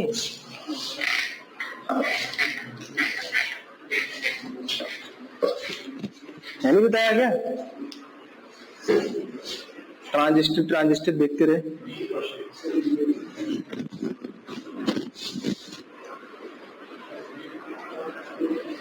इंडिया की फ्रीक्वेंसी 50 हर्ट्ज क्या है, इसके पीछे कोई रीजन नहीं है निखिल, ये सिर्फ ट्रेड का रीजन है, ठीक है। ट्रेड का रीजन है ये। फ्रीक्वेंसी का क्या सीन था, 50 हर्ट्ज हमने फ्रीक्वेंसी इसलिए रखी क्योंकि अंग्रेजों ने हमारे को बिजली दी है। अंग्रेज आए ना, मैंने बताया था पिछले लेक्चर में कि जब दार्जिलिंग में वो पावर प्लांट खोला उन्होंने टी रिफाइनरी के लिए, तो उन्होंने 50 हर्ट्ज पे सेट कर दिया काम। फिर हुआ कि जब हम लोग इंटेलिजेंट हो गए ना, तो हमने सोचा क्यों ना ऐसा करा जाए कि फ्रीक्वेंसी बढ़ाई जाए, है ना। ऐसा आ गया अपने दिमाग में कि चलो यार बढ़ाते हैं, अंग्रेजों की देनी चाहिए हमारे, तो बढ़ाना स्टार्ट किया बंदों ने 60 हर्ट्ज। अब फ्रीक्वेंसी से देखो क्या फायदा हो, देखो ध्यान से। ट्रांसफार्मर की ईएमएफ इक्वेशन पता है तुम्हारे को? 4.44 phi mf into n। Let say ये n जो है ये कांस्टेंट है, ठीक है। यहां पे ध्यान से देखना, मैं इसको ऐसा लिख सकता हूं, देखो मैग्नेटिक फ्लक्स डेंसिटी क्या होता है, फ्लक्स अपॉन एरिया। तो फ्लक्स की वैल्यू हम क्या लिख सकते हैं इससे, bm into A, magnetic flux density into area. तो ईएमएफ से क्या हुआ, देखो 4.44 phi m, साइड में लिखना अगर तुमने ये चीज नोट करनी होगी ना। ऐसे तो मैं मशीन्स में बताता था ये सारी चीजें, बट अगर तुमने लिखनी है तुम साइड में लिखना है, क्वेश्चन पूछे तो बता देते हैं। phi m को क्या लिख सकता हूं मैं, bm into A, magnetic flux density into area into F into N phase, ठीक है। अभी क्या करो, ये तो कांस्टेंट है, एन भी कांस्टेंट है, फ्रीक्वेंसी देखो किसकी इक्वल आती है, EMF upon BM into area. तो जब हमने फ्रीक्वेंसी बढ़ाई तो एरिया कम हो गया। एरिया किसका कम हुआ होगा, ट्रांसफार्मर की कोर का, या कोई मशीन की बात कर रहा हूं मैं, एसी तो उसकी कोर का एरिया ना। तो हुआ क्या, फ्रीक्वेंसी बढ़ाने से फायदा तो हुआ, 60 बढ़ा दी, 80 बढ़ा दी, 100 बढ़ा दी, है ना, ठीक है ना, 150 कर दी, 200 पहुंच गए। एरिया हो गया इतना छोटा कि ट्रांसफार्मर तुम 11-11 केवी का जेब में डाल के चल रहे हो, ठीक है। लेकिन नुकसान क्या हुआ इससे, हमारे पास में एडी करंट और हिस्टेरिसिस लॉसेस हैं। Eddy currents are directly proportional to frequency का square and hysteresis losses are directly proportional to frequency. जैसे जैसे हमने फ्रीक्वेंसी इंक्रीज करी तो आपके कोर के लॉसेस भी इंक्रीज हो गए। फ्रीक्वेंसी इंक्रीज करने से एरिया तो कम हो गया, बट आपकी एफिशिएंसी जो थी वो क्या हो गई, डिक्रीज हो गई। ये तो नहीं चाहते ना तुम, ऐसा तो नहीं चाहते कि आज पैसे खर्चे ट्रांसफार्मर पे, कल नया ट्रांसफार्मर लेने चलते हैं फिर, ठीक है। एफिशिएंसी चाहिए ना, लाइफ चाहिए आपको चीज की। आपका इतना हीट लॉस हो गया कि आपको दिवाली के लिए भी ट्रांसफार्मर ही खरीद रहे हो, है ना। तो क्या हुआ, हमने बोला कि नहीं ऐसा नहीं करते। अब लॉसेस, क्योंकि अपने को एफिशिएंसी से बड़ा प्यार था, इसलिए हमने बोला छोड़ो परे, ज्यादा फ्रीक्वेंसी की लॉजिक को कम करना स्टार्ट करते हैं, देखते हैं कम करने से क्या होता है। हम लॉसेस को इतना कम कर देंगे कि एफिशिएंसी 100% हो जाए, है ना। तो फिर ये दिमाग आ गया सबको, ठीक है। इंडिया की बात नहीं कर रहा हूं मैं, पूरी कंट्री की बात, पूरे वर्ल्ड की बात कर रहा हूँ, सब में ऐसे दिमाग चला। तो फिर बढ़े, उसके बाद कम हुए, फिर 50 से 60 पे पहुंचे, उसके बाद फिर कम होते फिर फ्रीक्वेंसी को कम करना उन्होंने स्टार्ट कर दिया। अब देखो क्या चक्कर हुआ फ्रीक्वेंसी कम करने से, 50 से 40 पे आए, कम हो गए लॉस, 30 पे आए, 20 पे आए, 10 पे, 1 हर्ट्ज पे पहुंच गए। और बहुत बिल्कुल ही कम कर देंगे हम, बिल्कुल ही कम, है ना, ताकि लॉसेस क्या हो, नेग्लिजिबल। एफिशिएंसी क्या पहुंच गई, 99.99% गच हो गए। लेकिन दिक्कत देखो क्या हुई,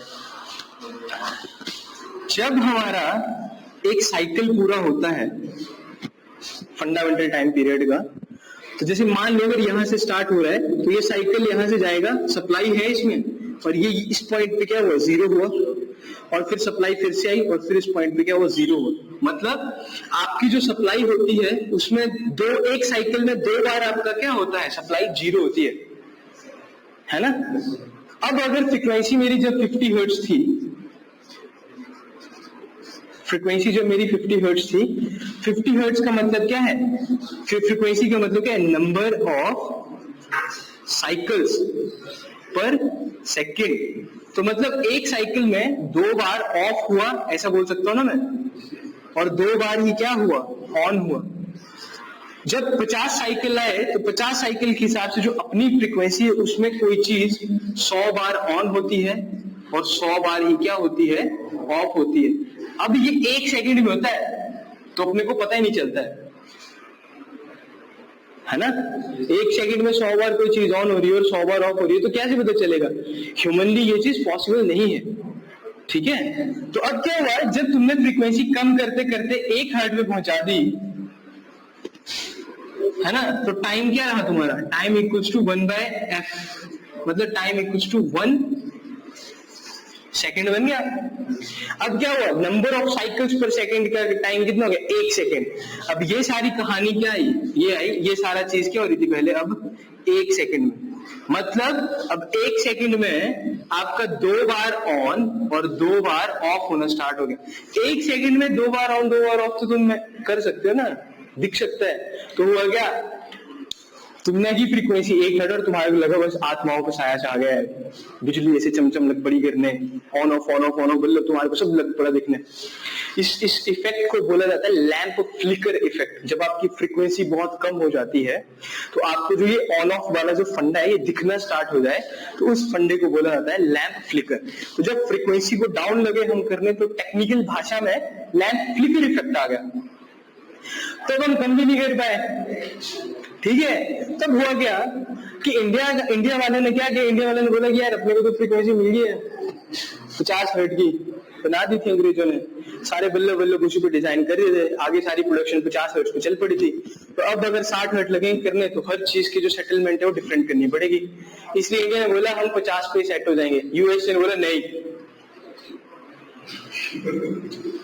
है ना, हम डोमिनेट होके नहीं रहेंगे। अगर आधे बंदे जैसे ब्रिटिशर्स है ना, जहां जहां ब्रिटिशर्स गए हैं ना वहां 50 हर्ट्ज फ्रीक्वेंसी है, जहां जाओ बिजली लेके आए हैं। क्यों? क्योंकि उन्होंने सारा सिस्टम डिजाइन कर दिया। इसका कोई ऐसा लॉजिक नहीं है कि 50 हर्ट्ज का कुछ अलग ही, जैसे कुछ जैसे बंदे लगते हैं ना डिस्कस करने 50 हर्ट्ज के बंदे, फॉर्म फैक्टर 1.11 है, कुछ की ऐसा है कुछ है, वैसा कुछ भी नहीं है। ठीक है, ऐसा कुछ भी नहीं होता।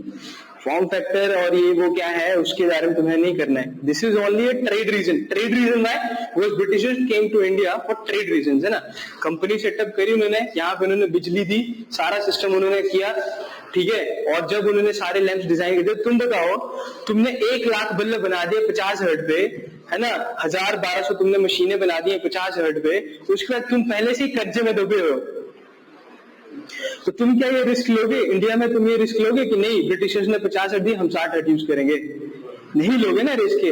अभी तुमसे इंडिया की इकोनॉमी साल होने के बाद सही नहीं जा रही है ना, संभालने के लिए तुम्हारे को कितने 15-20 साल लग गए थे, उसके बाद तो तुम ये रिस्क तो लेगे नहीं ना, तो जो चला है उसको चलने दोगे। क्लियर है? So that is the reason कि इंडिया में 50 हर्ट्ज फ्रीक्वेंसी है। यूएसए में 60 क्यों थी? उन्होंने बोला नहीं यार हम नहीं होगी डोमिनेट, हम शॉर्ट करेंगे। जापान और भी ठीक है, उसने क्या किया, उसने बोला कि यस 8 हर्ट्ज ये कर रहे हैं, 50 हर्ट्ज ये कर रहे हैं, हम क्या करें, हम किसी के पीछे चलेंगे, हम दोनों यूज करेंगे 50-60 दोनों। तो अभी तुम अगर देखो ना, जापान को 2 हिस्सों में बांटा गया है, नॉर्थ और साउथ में ना, है ना। तो शायद नॉर्थ जापान 50 हर्ट्ज पे है और साउथ जापान 60 हर्ट्ज पे।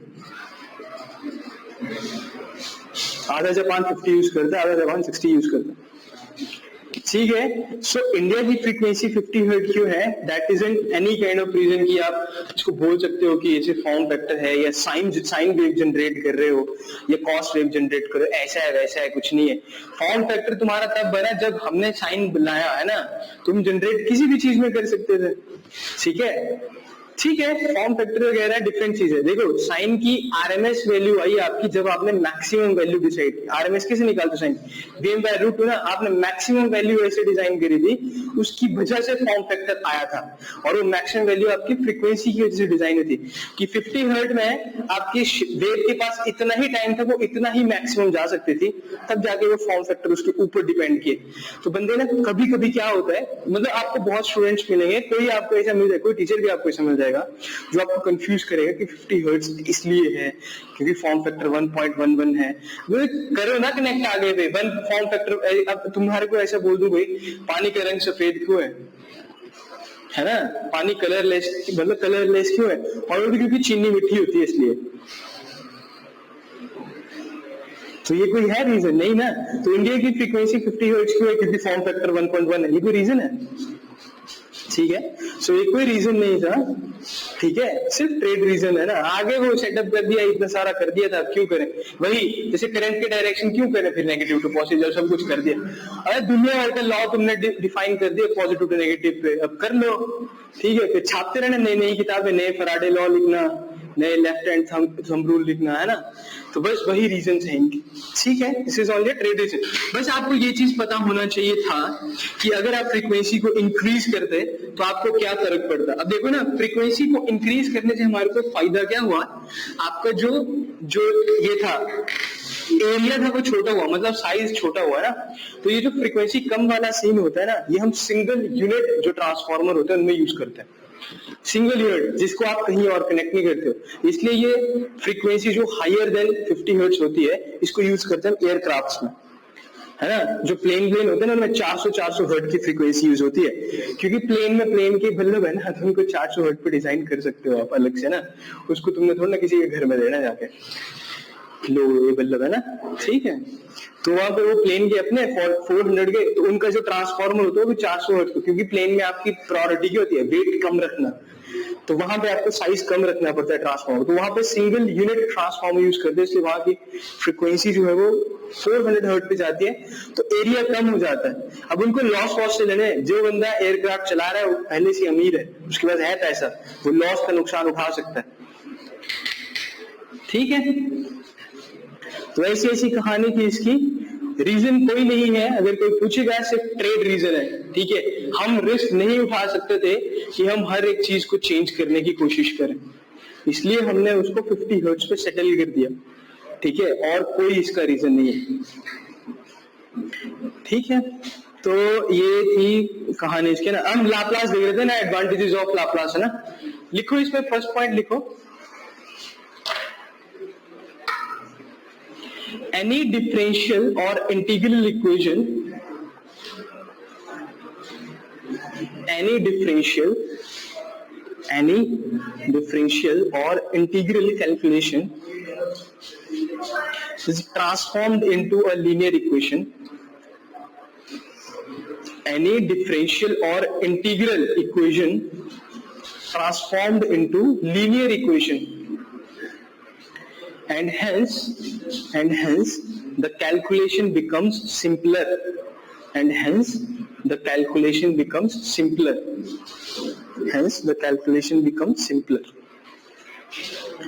ठीक है। क्या बोला इसने, देखो डिफरेंशिएशन इंटीग्रेशन करना आसान लगता है क्या तुम्हारे को? नहीं ना, क्यों? क्योंकि वो नॉन लीनियर इक्वेशन है, मुश्किलें तभी स्टार्ट। लीनियर क्या है, 4 + 2 6, या 4x + 3x, है ना, 7x, ये क्या है, लीनियर। लेकिन जब आपका नॉन लीनियरिटी घुसना स्टार्ट हो जाती है, आपके स्क्वायर के फंक्शंस या इंटीग्रेशन डिफरेंशिएशन ऐड हो जाती है, तो यूजुअली क्या होता है, ये नॉन लीनियर आपको सॉल्व करना मुश्किल होता है। लाप्लास क्या करता है, इन नॉन लीनियर, मतलब जितनी भी डिफरेंशिएशन और जितनी भी इंटीग्रेशन होती है, उनको क्या करता है, लीनियर में शिफ्ट कर देता है। तो जैसे मान लो कि मैं वोल्टेज अक्रॉस इंडक्टर कितना होता है हमारा, L di/dt, है ना।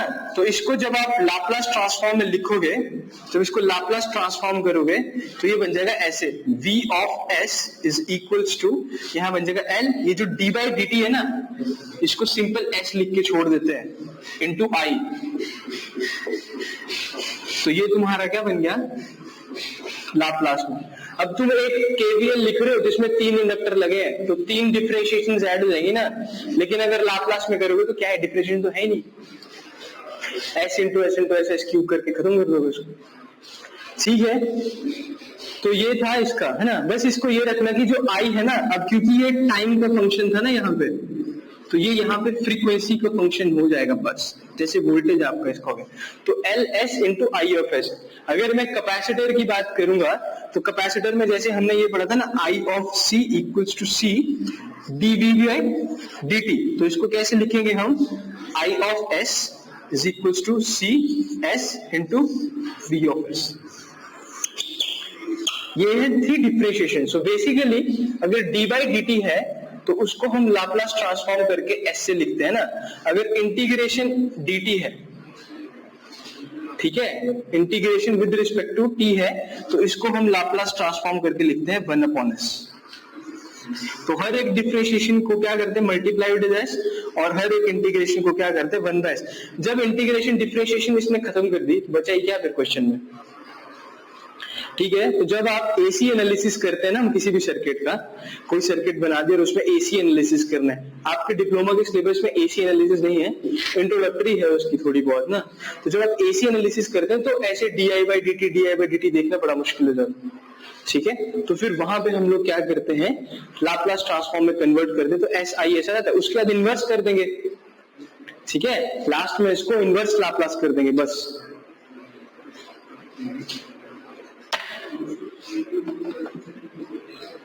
क्लियर है?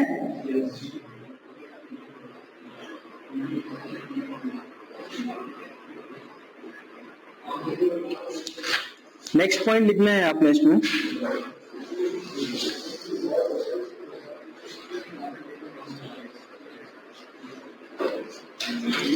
सेकेंड पॉइंट है initial conditions if any,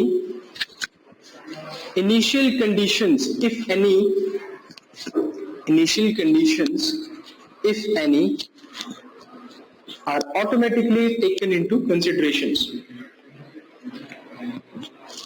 Initial conditions if any are automatically taken into consideration.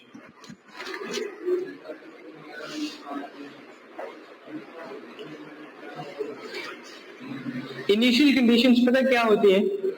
जैसे मान लो ना मैंने सर्किट बना दिया ना और उसमें मैंने कोई कैपेसिटर लगा, दुकान से लेके आया, मेरा कैपेसिटर लगा दिया। अब सीन क्या होता कि दुकानदार वाले ने क्या किया था कि कैपेसिटर चेक करके दिया था, अगर किसी को चेक करके दिया था कि चार्ज डिस्चार्ज हो रहा था कि नहीं, पर उसने चार्ज किया था और उसको डिस्चार्ज करने की याद ही नहीं रही, है ना, उसने 20 वोल्ट से चार्ज कर दिया लेकिन उसको डिस्चार्ज करने की याद, तुमने क्या वैसे लगा दिया सर्किट में जाके, तो अब क्या होगा? अब कैपेसिटर तुम्हारा क्या था, तुम्हारे को ऐसे लगा कि कैपेसिटर जो डिस्चार्ज है, लेकिन एक्चुअल में कैपेसिटर था चार्ज पहले 20 वोल्ट से, मान लो, है ना। तो अगर तुम्हारा सर्किट ऑन करने से पहले ही कुछ चार्ज को, है ना, या तो आपका इंडक्टर पहले से ही चार्ज है, मतलब कुछ एनर्जी है उसमें, या आपका कैपेसिटर पहले से ही चार्ज है सर्किट ऑन करने से पहले, तो उसको हम बोलेंगे वो क्या होते हैं? इनिशियल कंडीशंस होती है। तो ये लाप्लास ट्रांसफॉर्म में ना इनिशियल कंडीशंस जो होती है ऑटोमेटिकली ही कंसिडरेशन में आ जाती है। जब इसकी आपको टाइम डोमेन में डालना होता है तो डिफरेंशिएशन और ज्यादा इंक्रीज हो जाती है। ठीक है, तो मतलब जैसे मान लो कि इनिशियल कंडीशन और स्क्वायर का फंक्शन है कोई, है ना, स्क्वायर का फंक्शन है, तो तीन डिफरेंशिएशन आपको एक ही एलिमेंट की 3 डिफरेंशिएशन करनी पड़ेंगी, ऐसा सीन होता था। तो अब 3 डिफरेंशिएशन करोगे एक एलिमेंट की तो मुश्किल ही होगी, है ना, लेकिन अगर उसको हम लीनियर में डाल देंगे तो क्या 3 बार मल्टीप्लाई करना पड़ेगा बस। ठीक है, इंटीग्रेशन में क्या करना पड़ता? 3 बार डिवाइड करना पड़ता, है ना, तो डिवाइड तो कर ही सकते हैं, मल्टीप्लाई डिवाइड करने क्या ही होता है, ठीक है। तो ये सीन है, डिफरेंशिएशन को मल्टीप्लाई में चेंज कर दिया है लाप्लास ने, और इंटीग्रेशन को क्या किया? डिवाइड में चेंज कर दिया लाप्लास ने, तो नॉन लीनियर को लीनियर में कन्वर्ट कर दिया। बस इसमें सॉल्व करो और फिर इनवर्स लगा दो और खत्म कर दो कहानी। लाप्लास का आपको बस ये छोटा मोटा आइडिया होना चाहिए था, इससे ज्यादा नहीं पता है तो कोई दिक्कत नहीं। ठीक है, पता लग गया क्या चीज है लाप्लास। और जब हमारे पास कैलकुलेशन डिफिकल्ट होती है ना, आपको कभी को क्या पता, आपको गलती से ऐसा क्वेश्चन पूछ सकते हो कि बताओ लाप्लास डोमेन, कौन से डोमेन की बात कर रहे हैं लाप्लास पर, तो फ्रीक्वेंसी, है ना, या फिर कैलकुलेशंस इजी करने के लिए, या नॉन लीनियर इक्वेशंस को लीनियर में कैसे चेंज करते हैं, तो टाइम को फ्रीक्वेंसी में चेंज करके, है ना, या फिर कभी पूछ लिया कि हार्मोनिक के वेव लॉस कैसे निकालेंगे। ठीक है, डिप्लोमा में रेयर चांसेस है 1 से 2% ये चीज पूछने के। ठीक है, अगर ए का पेपर दे रहे हो आप, ए वगैरह का, तो उसमें पूछते हैं ये चीज। ठीक है, नेक्स्ट आप हेडिंग डालोगे सोर्स।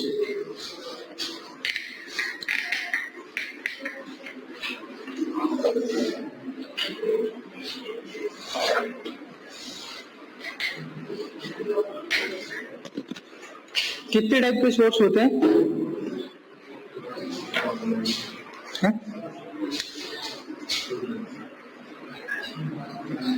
सोर्स कितने टाइप के होते हैं? 2 टाइप के। कौन कौन से होते हैं?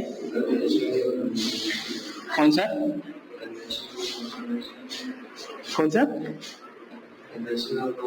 कन्वेंशनल, अरे नहीं, वो तो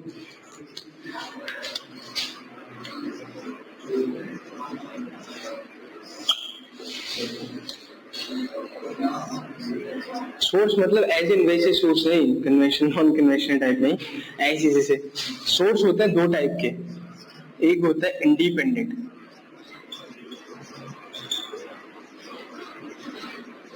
ठीक है, और एक होता है आपका डिपेंडेंट सोर्स। जो कन्वेंशनल नॉन कन्वेंशनल है फर्दर इंडिपेंडेंट के पार्ट है आगे।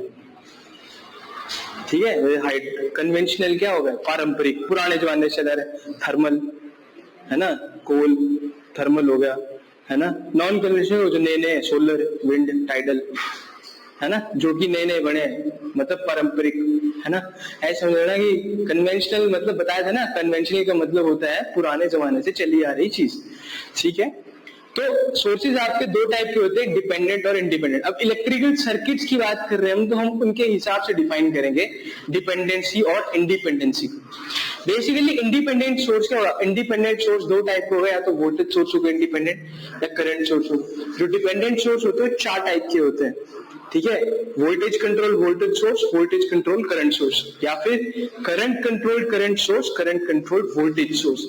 Basically this dependent sources are what, ये ऐसे सोर्सेज होते हैं जो आपके सर्किट के किसी एलिमेंट के वोल्टेज पे डिपेंड करेंगे, या फिर सर्किट के अंदर वोल्टेज फ्लो या सर्किट के अंदर करंट फ्लो पे डिपेंड करेगा, है ना। अगर आप सर्किट की वैल्यूज को चेंज कर रहे हो, मतलब चेंज करने का मतलब क्या है, आपने कोई एलिमेंट एक्सट्रैक्ट कर दिया अपने सर्किट में, या आपने कोई एलिमेंट जो निकाल दिया, तो आपके इन डिपेंडेंट सोर्सेज की वैल्यू भी चेंज हो जाएगी। लेकिन इंडिपेंडेंट को कोई फर्क नहीं पड़ता, ठीक है। ये खुद में बाहुबली है, इसको कोई फर्क नहीं पड़ता, तुम लगाओ मत लगाओ, जो करना है करो, इसकी वैल्यू क्या रहेगी, इंडिपेंडेंट है सर्किट से। इसने जितना वोल्टेज जितना करंट देना है, ये उतना वोल्टेज उतना करंट आपको देगा, ठीक है। सो फर्स्ट आप इंडिपेंडेंट सोर्स को एक्सप्लेन करेंगे। लिखो, नीचे लिखोगे आप इंडिपेंडेंट सोर्सेज, इंडिपेंडेंट सोर्सेज की हेडिंग डालो। इंडिपेंडेंट सोर्सेज क्या है, मतलब लिखना की क्या चीज है ना। इंडिपेंडेंट और डिपेंडेंट सोर्स की डेफिनेशन लिखेंगे पहले हम, फिर उसके बाद इंडिपेंडेंट को आगे एक्सप्लेन करेंगे। इंडिपेंडेंट सोर्सेज में लिखना, if the terminal voltage, independent sources में लिखो, if the terminal voltage, if the terminal voltage is completely independent of, if the terminal voltage is completely independent of current, or if the terminal voltage is completely independent of current, or if the current is completely independent of voltage, the current is completely independent of the voltage. फिर से repeat कर रहा हूं मैं, if the terminal voltage is completely independent of current, or if the current is completely independent of voltage, then the element is called as, then the element is called as independent source, then the element is called as independent source. नीचे लिखोगे सब heading, two types of sources, है ना। These are two type of sources, या there are two type of independent sources. कौन कौन से होगा, वोल्टेज या current source. There are two type of sources. First one is voltage में लिखना, पहले वोल्टेज सोर्स में लिखना रिप्रेजेंटेशन। वोल्टेज सोर्स में सब हेडिंग लिखोगे आप कि कैसे रिप्रेजेंट किया जाता है। रिप्रेजेंटेशन क्या होती है आपके वोल्टेज की, ठीक है। तो देखो, या तो आपके इंडिपेंडेंट वोल्टेज सोर्स ऐसा दिखेगा आपको। सबसे पहले आप याद रखोगे कि सर्कल होता है ना, ये क्वेश्चन ऐसे पूछा जाता है डायरेक्ट, है ना। सर्कल है, क्या है, डिपेंडेंट डायमंड होता है, इंडिपेंडेंट सर्कल होता है ना। तो ऐसे दिखेगा, या तो आपको कुछ ऐसा दिखेगा। तो ये भी डीसी है, ये भी डीसी है, ठीक है। जो एसी सोर्स होगा वो कैसा होगा, ऐसा, इसको लिखोगे ऐसे 6 sin omega t plus 30 degree, ऐसे जैसे कुछ होगा वोल्टेज, ठीक है। तो वो एसी दिखेगा, या तो फिर फेजर में दिख सकता है आपको, है ना। ऐसा सिंबल होगा और ऐसे लिख दोगे 5 एंगल 30 डिग्री या 6 angle 30 degree.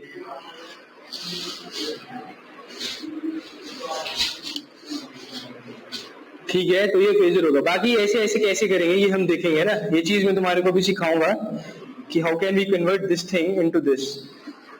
This is time domain and this is phasor domain, ठीक है। लाप्लास तो आप यूज नहीं करोगे, फेजर आपको आना चाहिए, क्लियर है। तो ऐसा अपने को ऐसी दिखता है, इसको बी मत मानना, साइन का सिंबल है ना, ऐसे साइन का सिंबल है ये, ये भी साइन वेव का सिंबल ऐसे, साइन वेव है ऐसे, ठीक है, एसी को ऐसे दिखाएंगे।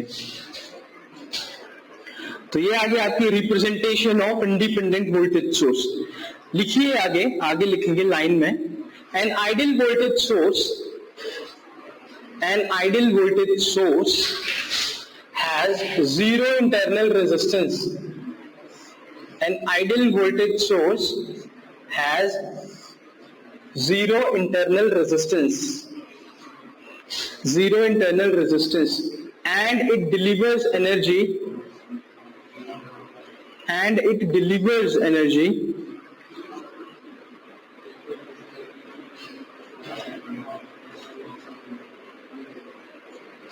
and it delivers energy at a specific voltage, and it delivers energy at a specific voltage, a specified voltage, है ना, which is independent of the current, which is independent of the current delivered by the source, which is independent of the current delivered by the source, which is independent of the current delivered by the source. देखो ये voltage source है, यहां से कुछ current निकल रहा होगा आई, ठीक है। अभी मेरे को बताओ, अगर मैं केवीएल लेवल लगा दूं, ठीक है, तो क्या होगा, एक ही वोल्टेज है, बीच में कोई रेजिस्टर है, ड्रॉप रूप हुआ नहीं ना, तो अगर मैं यहाँ पे मीटर लगाऊंगा तो उसको क्या वोल्टेज मिलेगा, वी, ये मिलेगा ना, है ना। तो ऐसा बोल सकता हूं कि जो आउटपुट वोल्टेज है वही इस वी के इक्वल है। करंट की वैल्यू 1 हो, चाहे 2 हो, चाहे 3 हो, चाहे 4 हो, कोई फर्क पड़ रहा है क्या इसको? जब रेजिस्टर ही नहीं है कोई, ड्रॉप ही नहीं है कोई, तो ये तो वी वैसे रहेगा। तो हुआ क्या, अगर मैं इसका ग्राफ बनाने की कोशिश करूं, क्या बनाऊंगा, वी आई कैरेक्टरिस्टिक्स, ये है आउटपुट वोल्टेज वी आउट, ये क्या है, करंट, ठीक है। सो करंट की वैल्यू आपकी whatever it is, it does not change the voltage, ये V के इक्वल है आपका V आउट, है ना, तो ये आपका हमेशा कैसा रहेगा, कांस्टेंट। ये आपका क्या है, एक आइडियल वोल्टेज सोर्स की कैरेक्टरिस्टिक्स है। करंट आपका 1 हो, 2 हो, 3 हो, 4 हो, 5, 6, 7, 8, 9 कुछ भी हो, वोल्टेज हमेशा क्या रहा, V।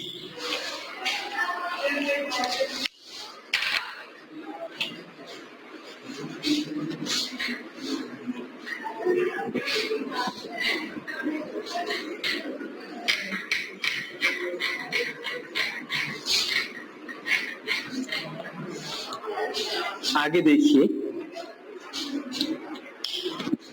लिखिए, लग गया मजाक इसका।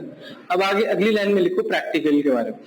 अच्छा, अगर मैं पूछूं तुमसे कि बताओ आइडियल वोल्टेज सोर्स का इंटरनल रेजिस्टेंस क्या है, तो क्या बोलोगे, 0, ठीक है। देखो कहाँ यूज करेंगे इसको, आपको एक तो डायरेक्ट क्वेश्चन पूछा जाता है ये। अब मेरे को ये नहीं पता है कि एचपीएससी में इसको गलत लिखा जाता है। आइडियल वोल्टेज सोर्स को लिखे थे फाइनाइट, ये लो वैल्यू ऑफ रेजिस्टेंस लिखते हैं इनके अपने क्वेश्चंस में, क्वेश्चन पेपर में पूछा गया बहुत बार है कि आइडियल वोल्टेज सोर्स की इंटरनल रेजिस्टेंस क्या होती है, तो 0 लिखने की बजाय वो लिखते हैं लो, जो कि प्रैक्टिकली पॉसिबल है। आइडियल में तुम कुछ भी बढ़ा दो, आइडियल में क्या फर्क पड़ रहा है, आइडियल में जब हम इनफाइनाइट मान लेते हैं चीजों को, तो 0 क्या ही चीज है ना, ठीक है। तो तुम्हारे को अगर आता है ना क्वेश्चन ऐसा वैसा, तो तुम 0 पे टिक करोगे, फिर चार्ज नहीं, प्रैक्टिकली बोलो ना, आपको आएगा तो आप हमेशा क्या करोगे, 0 लिखोगे इसमें ना। और आप चैलेंज कर सकते हो, कोई भी एक बड़ी ऐसी टेक्स्ट लोगे ना, टेक्स्ट किताब लोगे ना, उसमें लिखा होगा, फोटो खींच के चिपका देना हो, ठीक है। इस बार भी चैलेंज किया गया, पता नहीं क्यों नहीं करते वो आंसर की अपनी, ठीक है, क्या सीन है उनका। लिखो आगे, लिखो अगली लाइन लिखो, practical voltage source has practical, और ये पता नहीं एक बार नहीं, कुछ 4 बार पूछा क्वेश्चन, 4 बारी लो, है ना, लो लिखो। A practical voltage source has finite internal resistance. A practical voltage source has finite internal resistance. Practical voltage source has finite internal resistance, and it delivers energy at a specified voltage, and it delivers energy at a specified voltage It delivers energy at specified voltage, which depends on the current delivered by the source. Which depends on the current delivered by the source. Which depends on the current delivered by the source. ठीक है? It depends upon the current delivered by the source. देखो क्या बोल रहा हूँ इसमें. अब क्या हुआ, अब हुआ क्या सीन, बोला कि जब ऐसा अब प्रैक्टिकल जब हम बात करेंगे तो अब इसकी जीरो इंटरनल रेजिस्टेंस नहीं रही है ना. तो जब मैं प्रैक्टिकल सोर्स की बात करूंगा तो प्रैक्टिकल सोर्स में देखो क्या हुआ कि यहाँ पे कुछ रेजिस्टेंस आ गई इसकी, है ना. बहुत कम वैल्यू की रेजिस्टेंस थी पर कुछ ना कुछ थी. हम क्या करते हैं, इसको ज्यादा अच्छे तरीके से समझने के लिए कोई वैल्यू असाइन कर लेंगे, ठीक है, और एक टेबल बना लेते हैं ना. देखो एक टेबल बना लेते हैं. V की वैल्यू मान लेते हैं 10 वोल्ट, है ना. तो 3 रीडिंग्स लूंगा मैं और तीनों रीडिंग्स में क्या है आपकी 10 10 10 वैल्यू रहेगी कांस्टेंट. वोल्टेज तो रहेगा कांस्टेंट, ठीक है. सोर्स का हमने बात की टर्मिनल की, क्योंकि आउटपुट तो आपको टर्मिनल से मिलेगी वोल्टेज सोर्स के ना. रेजिस्टेंस आ गया, रेजिस्टेंस की वैल्यू मान लेते हैं हम 1 ओम. तो तीनों जगह एक ही रहेगा, ये भी कांस्टेंट है. वैल्यू आपकी चेंज होगी, देखना. ये करंट आ गया, करंट की वैल्यू भी आपकी कांस्टेंट रहेगी और यहां पे आएगा आपका आउटपुट वोल्टेज.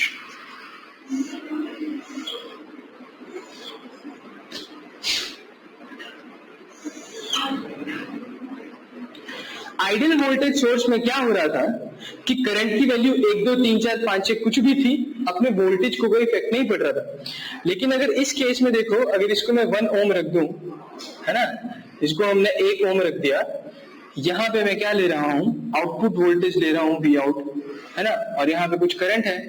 लेट से करंट 1 है, करंट हमारा कितना है 1 एम्पियर. अगर करंट आपका 1 एम्पियर हुआ तो ये करंट ऐसे फ्लो कर रहा है ना, कंटिन्यूअसली करंट जो है वो ऐसे फ्लो करे जा रहा है. तो जब ये 1 एम्पियर इस 1 ओम के पास गया तो यहाँ पे क्या करेगा, 1 गुणा 1 वोल्टेज ड्रॉप IR. तो मतलब यहाँ पे प्लस माइनस 1 वोल्ट का ड्रॉप हो गया ना, हुआ ना 1 वोल्ट का ड्रॉप. तो आउटपुट में कितना मिलेगा फिर आपको 9. ऑब्वियसली बात है ना. ये 9 वोल्ट किसकी वजह से है, केवीएल की वजह से. जितना प्रोड्यूस होगा उतना ही ड्रॉप होगा. 9 यहाँ 1 या 9 + 1 10 10 ही प्रोड्यूस हुआ केवीएल, है ना. तो 9 वोल्ट आया ना. तो फर्स्ट केस में तो ऑब्वियस 9 आया. अच्छा, अब दूसरे केस में देखो तो मतलब ये आउटपुट यहाँ लिख देता हूं मैं, 9 वोल्ट आया आउटपुट में. सेकेंड केस में जब मैं 2 एम्पियर कर दूं अगर करंट को, 2 एम्पियर की डिमांड हो गई ना, तो अब यहाँ पे वोल्टेज ड्रॉप क्या आ जाएगा फिर. अब 2 एम्पियर करंट फ्लो कर रहा है ना, तो यहाँ पे क्या आ जाएगा 2 गुणा 1 IR ड्रॉप. तो I क्या है 2, रेजिस्टर क्या है 1, तो 2 वोल्ट यहाँ ड्रॉप हो गया. तो यहाँ कितना बचा मेरे पास में 8. तो दूसरी बार मेरे पास यहाँ 8 वोल्ट आया. तीसरी बार में क्या किया मैंने 10 एम्पियर कर दिया. ये इसको 6 एम्पियर पर लिख दो. अगर 6 एम्पियर आएगा तो यहाँ कितना ड्रॉप होगा 6 वोल्ट. 6 गुणा 1, तो यहाँ कितना वोल्टेज मिला मेरे को 4 वोल्ट, है ना. तो अब आपका ग्राफ कैसा बना, जब हमने ग्राफ बनाया तो ये आउटपुट वोल्टेज इस साइड थी, है ना, और यहाँ पे ये करंट है ना. तो करंट की अब कुछ वैल्यूज है, वो वैल्यूज नहीं ले रहा हूँ ना, बस आपने यहाँ देखा कि वोल्टेज वैल्यू की डिक्रीज हो रही है ना. तो ये आपकी थी सोर्स की वैल्यू V, ठीक है. अब आपकी आनी क्या चाहिए थी, ऐसे ना, ऐसा आना चाहिए था, लेकिन हुआ क्या,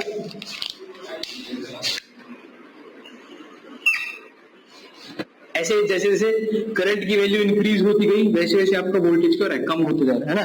करंट इंक्रीज हो रहा है तो वोल्टेज भी आउटपुट में क्या होता जा रहा है, कम. ये होता है आपका इंडिपेंडेंट आइडियल वोल्टेज. प्रैक्टिकली याद रखना, इतना नहीं बढ़ता है ना, बहुत कम होती है. एक वैल्यू 1 ओम बहुत ज्यादा लिख दिया है मैंने. इसकी इतनी कम वैल्यू होती है कि ये शॉर्ट सर्किट ही हो जाता है. 0.0000 समथिंग होगी, तो इसका वोल्टेज ड्रॉप बहुत माइन्यूट होता है, ठीक है। अच्छा, यहां से एक चीज रिमेंबर करना, याद रखना, जब आपका कुछ इस तरह की कैरेक्टरिस्टिक्स बने ना कि जो एक्स एक्सिस पे आपकी चीज है वैसे रेज कर रही है और वाई एक्सिस से डाउन मार रहा है, तो इस टाइप की कैरेक्टरिस्टिक को ड्रूपिंग कैरेक्टरिस्टिक्स बोला जाता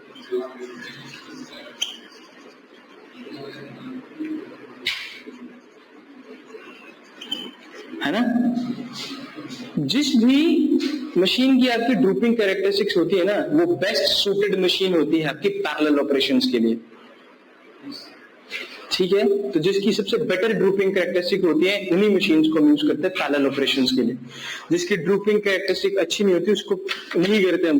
जैसे हो गया DC series generator, DC series generator की ड्रूपिंग कैरेक्टरिस्टिक्स बहुत बर्बाद है, इसलिए इसको कभी पैरेलल में नहीं लगाते ऑपरेशंस के लिए, ठीक है।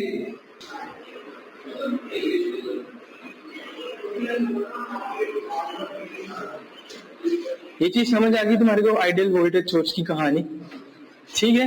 अच्छा देखो, आइडियल और इसका तो मान लो हमने क्या बोला, मैंने अब तुम्हारे को बोला कि प्रैक्टिकल वोल्टेज सोर्स की भी इतनी कम होती है कि वो क्लोज टू जीरो ही होती है ना। सो प्रैक्टिकल भी ऑलमोस्ट शॉर्ट ही होता है, लेकिन आपको क्योंकि बताना पड़ता है कि कुछ ना कुछ तो है ना रेजिस्टेंस, तो इसलिए हम लोग कुछ ना कुछ वहां पर रेजिस्टेंस लिख देते हैं, ठीक है। अब एक और चीज है, आने वाले टाइम में मैं आपको क्वेश्चंस में इक्विवेलेंट रेजिस्टेंस कैलकुलेट करने के लिए बोलूंगा, ठीक है।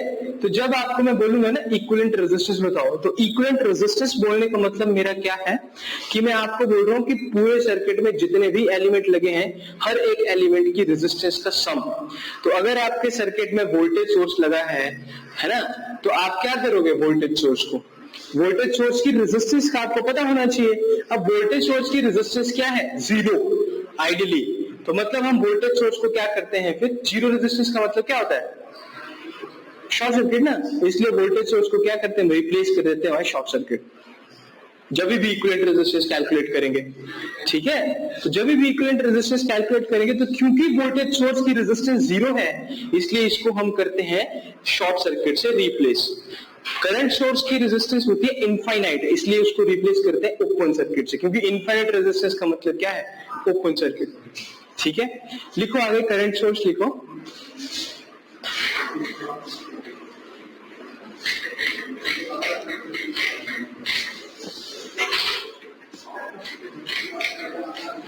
करंट सोर्स लिखो और करंट सोर्स में लिखो रिप्रेजेंटेशन सबसे पहले, है ना।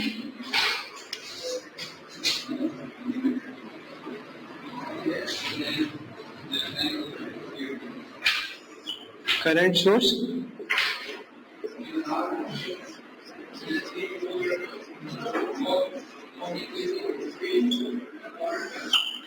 और सबसे पहले आई आपकी रिप्रेजेंटेशन, ठीक है। रिप्रेजेंटेशन में देखो, या तो कुछ इस तरह से रिप्रेजेंट करते हैं करंट सोर्स को, ठीक है ना। साइनसॉइडली गिरना होगा आपने, तो कैसे करेंगे, ऐसे एरो लगा होता है ना और इसमें ऐसे साइन वेव लगा देते हैं, ठीक है। तो जैसे इसको कैसे लिखेंगे, ऐसे लिखेंगे 10 साइन ओमेगा टी, है ना। फेजर वेजर वाला बनाना हो सेम होता है, फेजर में बस इसको ऐसे 10 एंगल 0 डिग्री लिख देंगे, और डीसी में इसको कभी कभी ऐसे लिखते हैं 10 e raised to the power minus t ut, है ना। ये सिग्नल एंड सिस्टम की ट्रांसफॉर्मेशन है, बट इसके बारे में आपको ज्यादा पढ़ने की जरूरत नहीं, ठीक है। बट सेम और इस तरह से भी लिखते हैं, कई बार इस तरह से भी लिखते हैं, ठीक है। ये मैं चीजें इसलिए बता रहा हूँ, क्या पता ऐसे डायग्राम बना के पूछ ले आपको, बताओ कौन सा एसी सोर्स है, डीसी सोर्स है। ये दोनों डीसी है ना। ये जो यूटी है, इस यूटी का मतलब होता है यूनिट स्टेप फंक्शन, ठीक है। ये भी डीसी की तरह ही होता है ऐसा, ठीक है। यू ऑफ टी लग गया मतलब डीसी। चलो, इतना चीज पता चल गया आपको। तो ये रिप्रेजेंटेशन हो गया, आगे लिखो।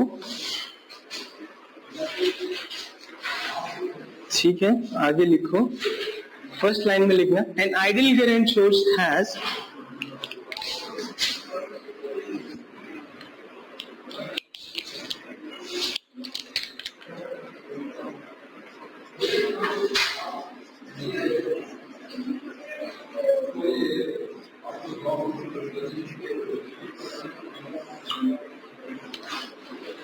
ठीक है, ideal current source has infinite internal resistance, है ना। तो इसका फर्स्ट पॉइंट है क्या,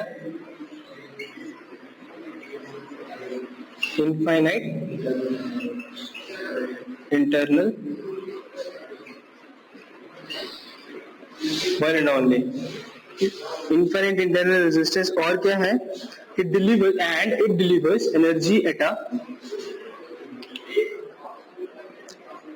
It delivers energy at a specified current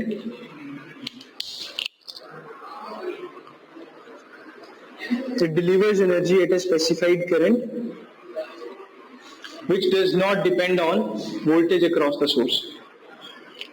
Which does not depend upon voltage across source.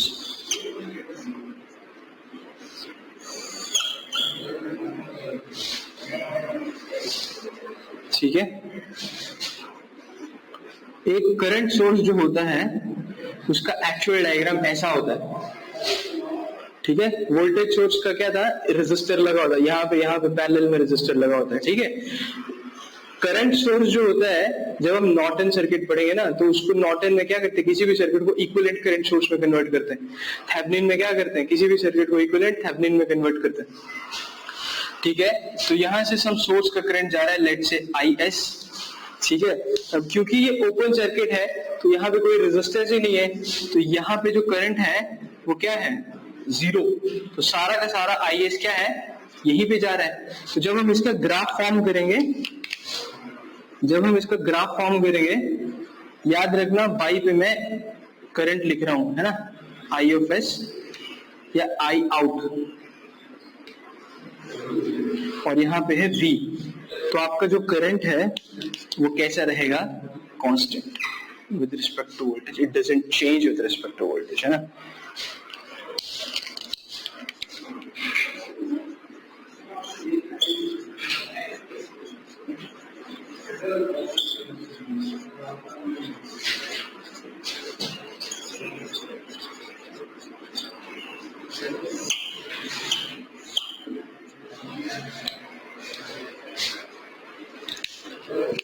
उसके बाद आगे क्या, प्रैक्टिकल वोल्टेज सोर्स।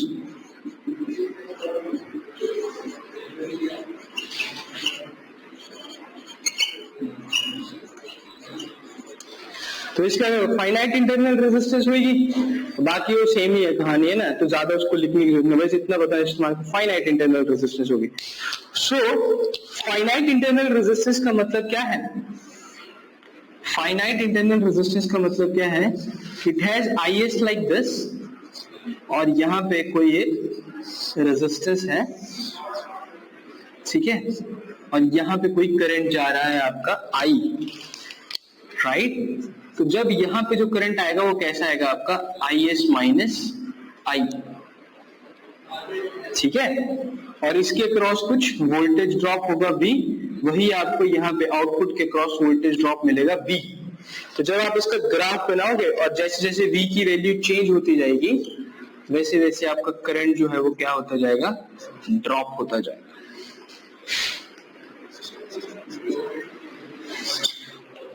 तो आपका होना ऐसा चाहिए था, लेकिन आपका कुछ ऐसा हो गया है। जैसे जैसे आप वोल्टेज की वैल्यूज को इंक्रीज कर रहे हो, यहाँ पे वोल्टेज की वैल्यू को आप इंक्रीज करोगे तो कोई फर्क नहीं पड़ेगा।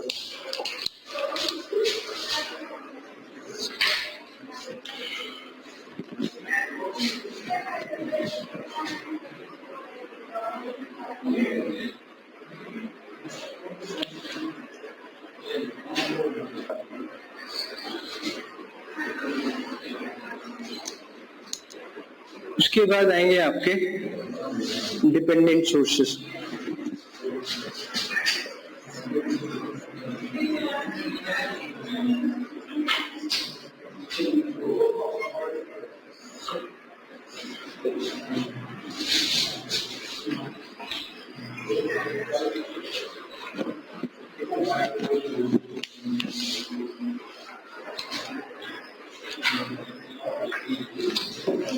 ठीक है, तो डिपेंडेंट सोर्सेज में क्या करेंगे हम?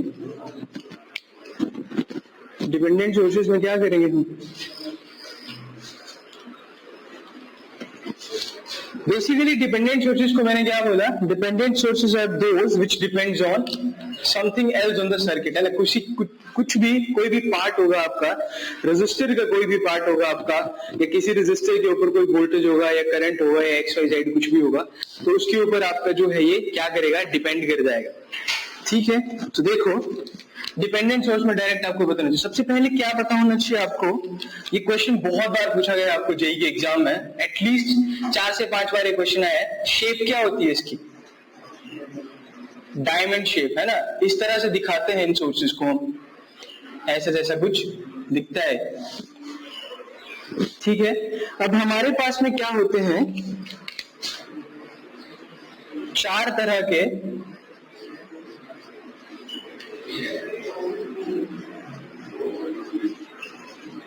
तरह के डिपेंडेंट सोर्सेज हैं आपके पास में। ठीक है, फर्स्ट वन,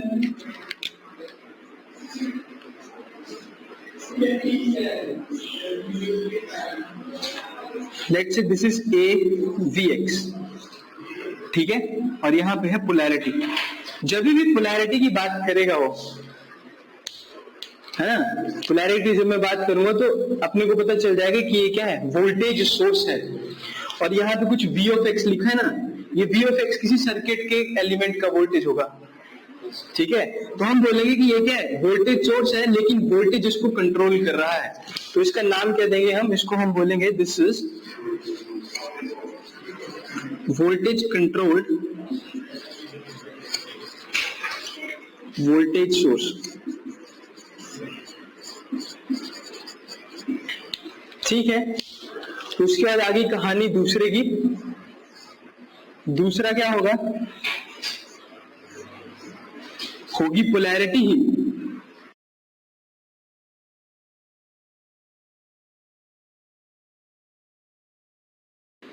पोलैरिटी है ना, तो है तो वोल्टेज, लेकिन ये डिपेंड किस पे कर रहा है? करंट पे, किसी एलिमेंट के करंट पे। तो इसका क्या नाम होगा फिर? दिस इज वोल्टेज, सॉरी, इसको बोलेंगे हम करंट कंट्रोल्ड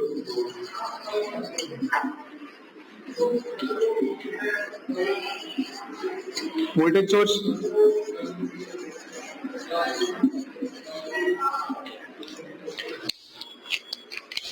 अच्छा, ये बताना मेरे को, अगर ऐसे एरो हो तो क्या बोलोगे आप? ये डिपेंडेंट करंट सोर्स है। एरो लगा है ना, डिपेंडेंट करंट सोर्स है। अब मैं इसको ऐसे बोल दूं सी वी एक्स, तो आप क्या बोलोगे? ये एक ऐसा करंट सोर्स है जो वोल्टेज पे डिपेंड कर रहा है, सर्किट के किसी वोल्टेज पे। तो क्या लिखूंगा इसको मैं? ये क्या है? Voltage controlled current source. ठीक है,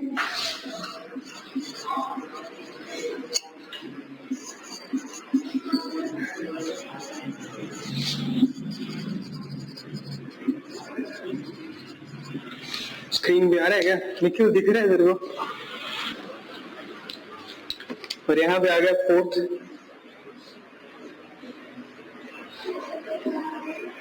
के लिख दूंगा मैं डी आई एक्स, है ना? तो इसको क्या बोलेंगे हम? इसको बोलेंगे हम दिस इज करंट कंट्रोल्ड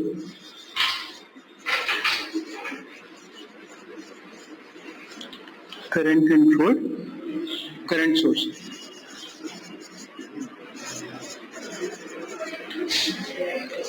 ठीक है, आपने ये चीजें नहीं पढ़ी हैं डिप्लोमा में।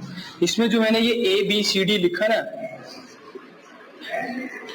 these ABCD are defined as parameters, transmission line parameters. ठीक है, जब भी आप किसी भी ट्रांसमिशन लाइन को देखते हो तो उसको ABCD पैरामीटर्स में डिफाइन किया जाता है। ठीक है,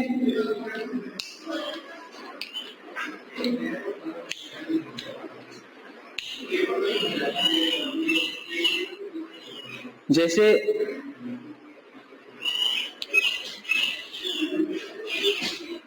ये जो ए होता है ना,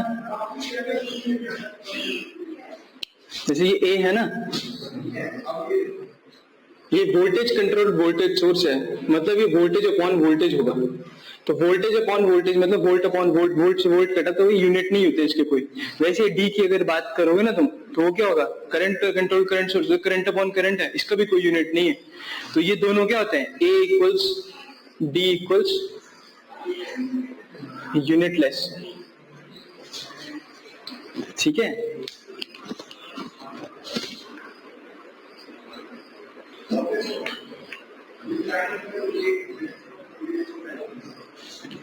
अगर आप बी की बात करोगे, अगर बी की बात करूंगा मैं, बी पैरामीटर की, तो ये voltage sorry current control voltage source है।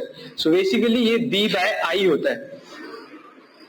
ठीक है, बी बाय आई होता है। बी बाय आई क्या होता है आपका, ओम। तो इसकी यूनिट्स क्या होता है, ओम्स। और अगर आप सी की बात करोगे तो ये क्या है, करंट सोर्स है लेकिन वोल्टेज कंट्रोल्ड है, तो इसके यूनिट्स क्या होंगे, महो।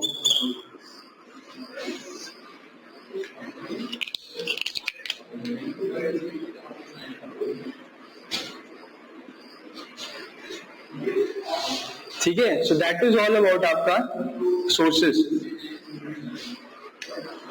ठीक है, छोटी मोटी एडिशन है सोर्सेस की ना, तो वो हम देख लेंगे ना। वोल्टेज सोर्स आपका सीरीज में प्लस हो जाता है ना, वोल्टेज सोर्स आपका ऐसे सीरीज में जो होता है ना तो प्लस हो जाता है। अगर ऐसा पोलैरिटी सेम है आपके वोल्टेज का, ऐसे V1 है ये V2 है ना, तो देखो अगर ये सोर्स है तो ये पॉजिटिव से करंट आउट करेगा, ये भी सोर्स है तो ये पॉजिटिव से, दोनों एक ही डायरेक्शन में करंट आउट कर रहे हैं ना। तो आप क्या करोगे, इन दोनों को रिप्लेस कर सकते हो by single V1 plus V2 से। अगर ये उल्टी डायरेक्शन में करते तो V1 माइनस V2 कर देते। ठीक है, और पैरेलल में सेम रहते हैं, तो अगर सारा पैरेलल में तो एक ही वोल्टेज रहेगा। ठीक है, अगर करंट सोर्स की हम बात करेंगे तो करंट सोर्स के लिए आपको ऐसा करना पड़ेगा कि करंट सोर्स आपके अगर पैरेलल में ऐसे होंगे, तो जैसे मान लो ये I1 दे रहा है ना, और ये I2 दे रहा है, तो यहाँ पे क्या जाएगा, I1 प्लस I2 ना। तो इसको हम एक सिंगल सोर्स से रिप्लेस कर सकते हैं with I1 plus I2। Circuit में यूज करेंगे तब आपको और ज्यादा आइडिया लग जाएगा। अगर ये उल्टा डायरेक्शन में होता तो I1 माइनस I2 कर देते।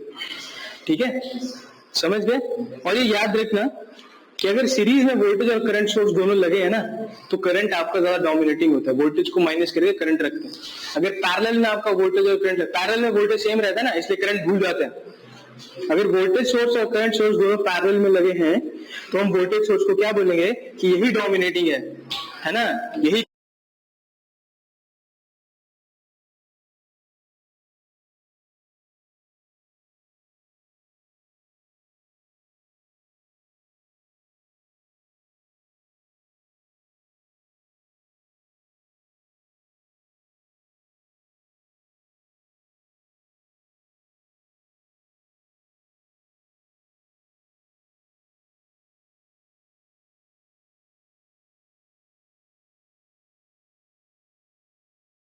डिस्कस कर लेंगे।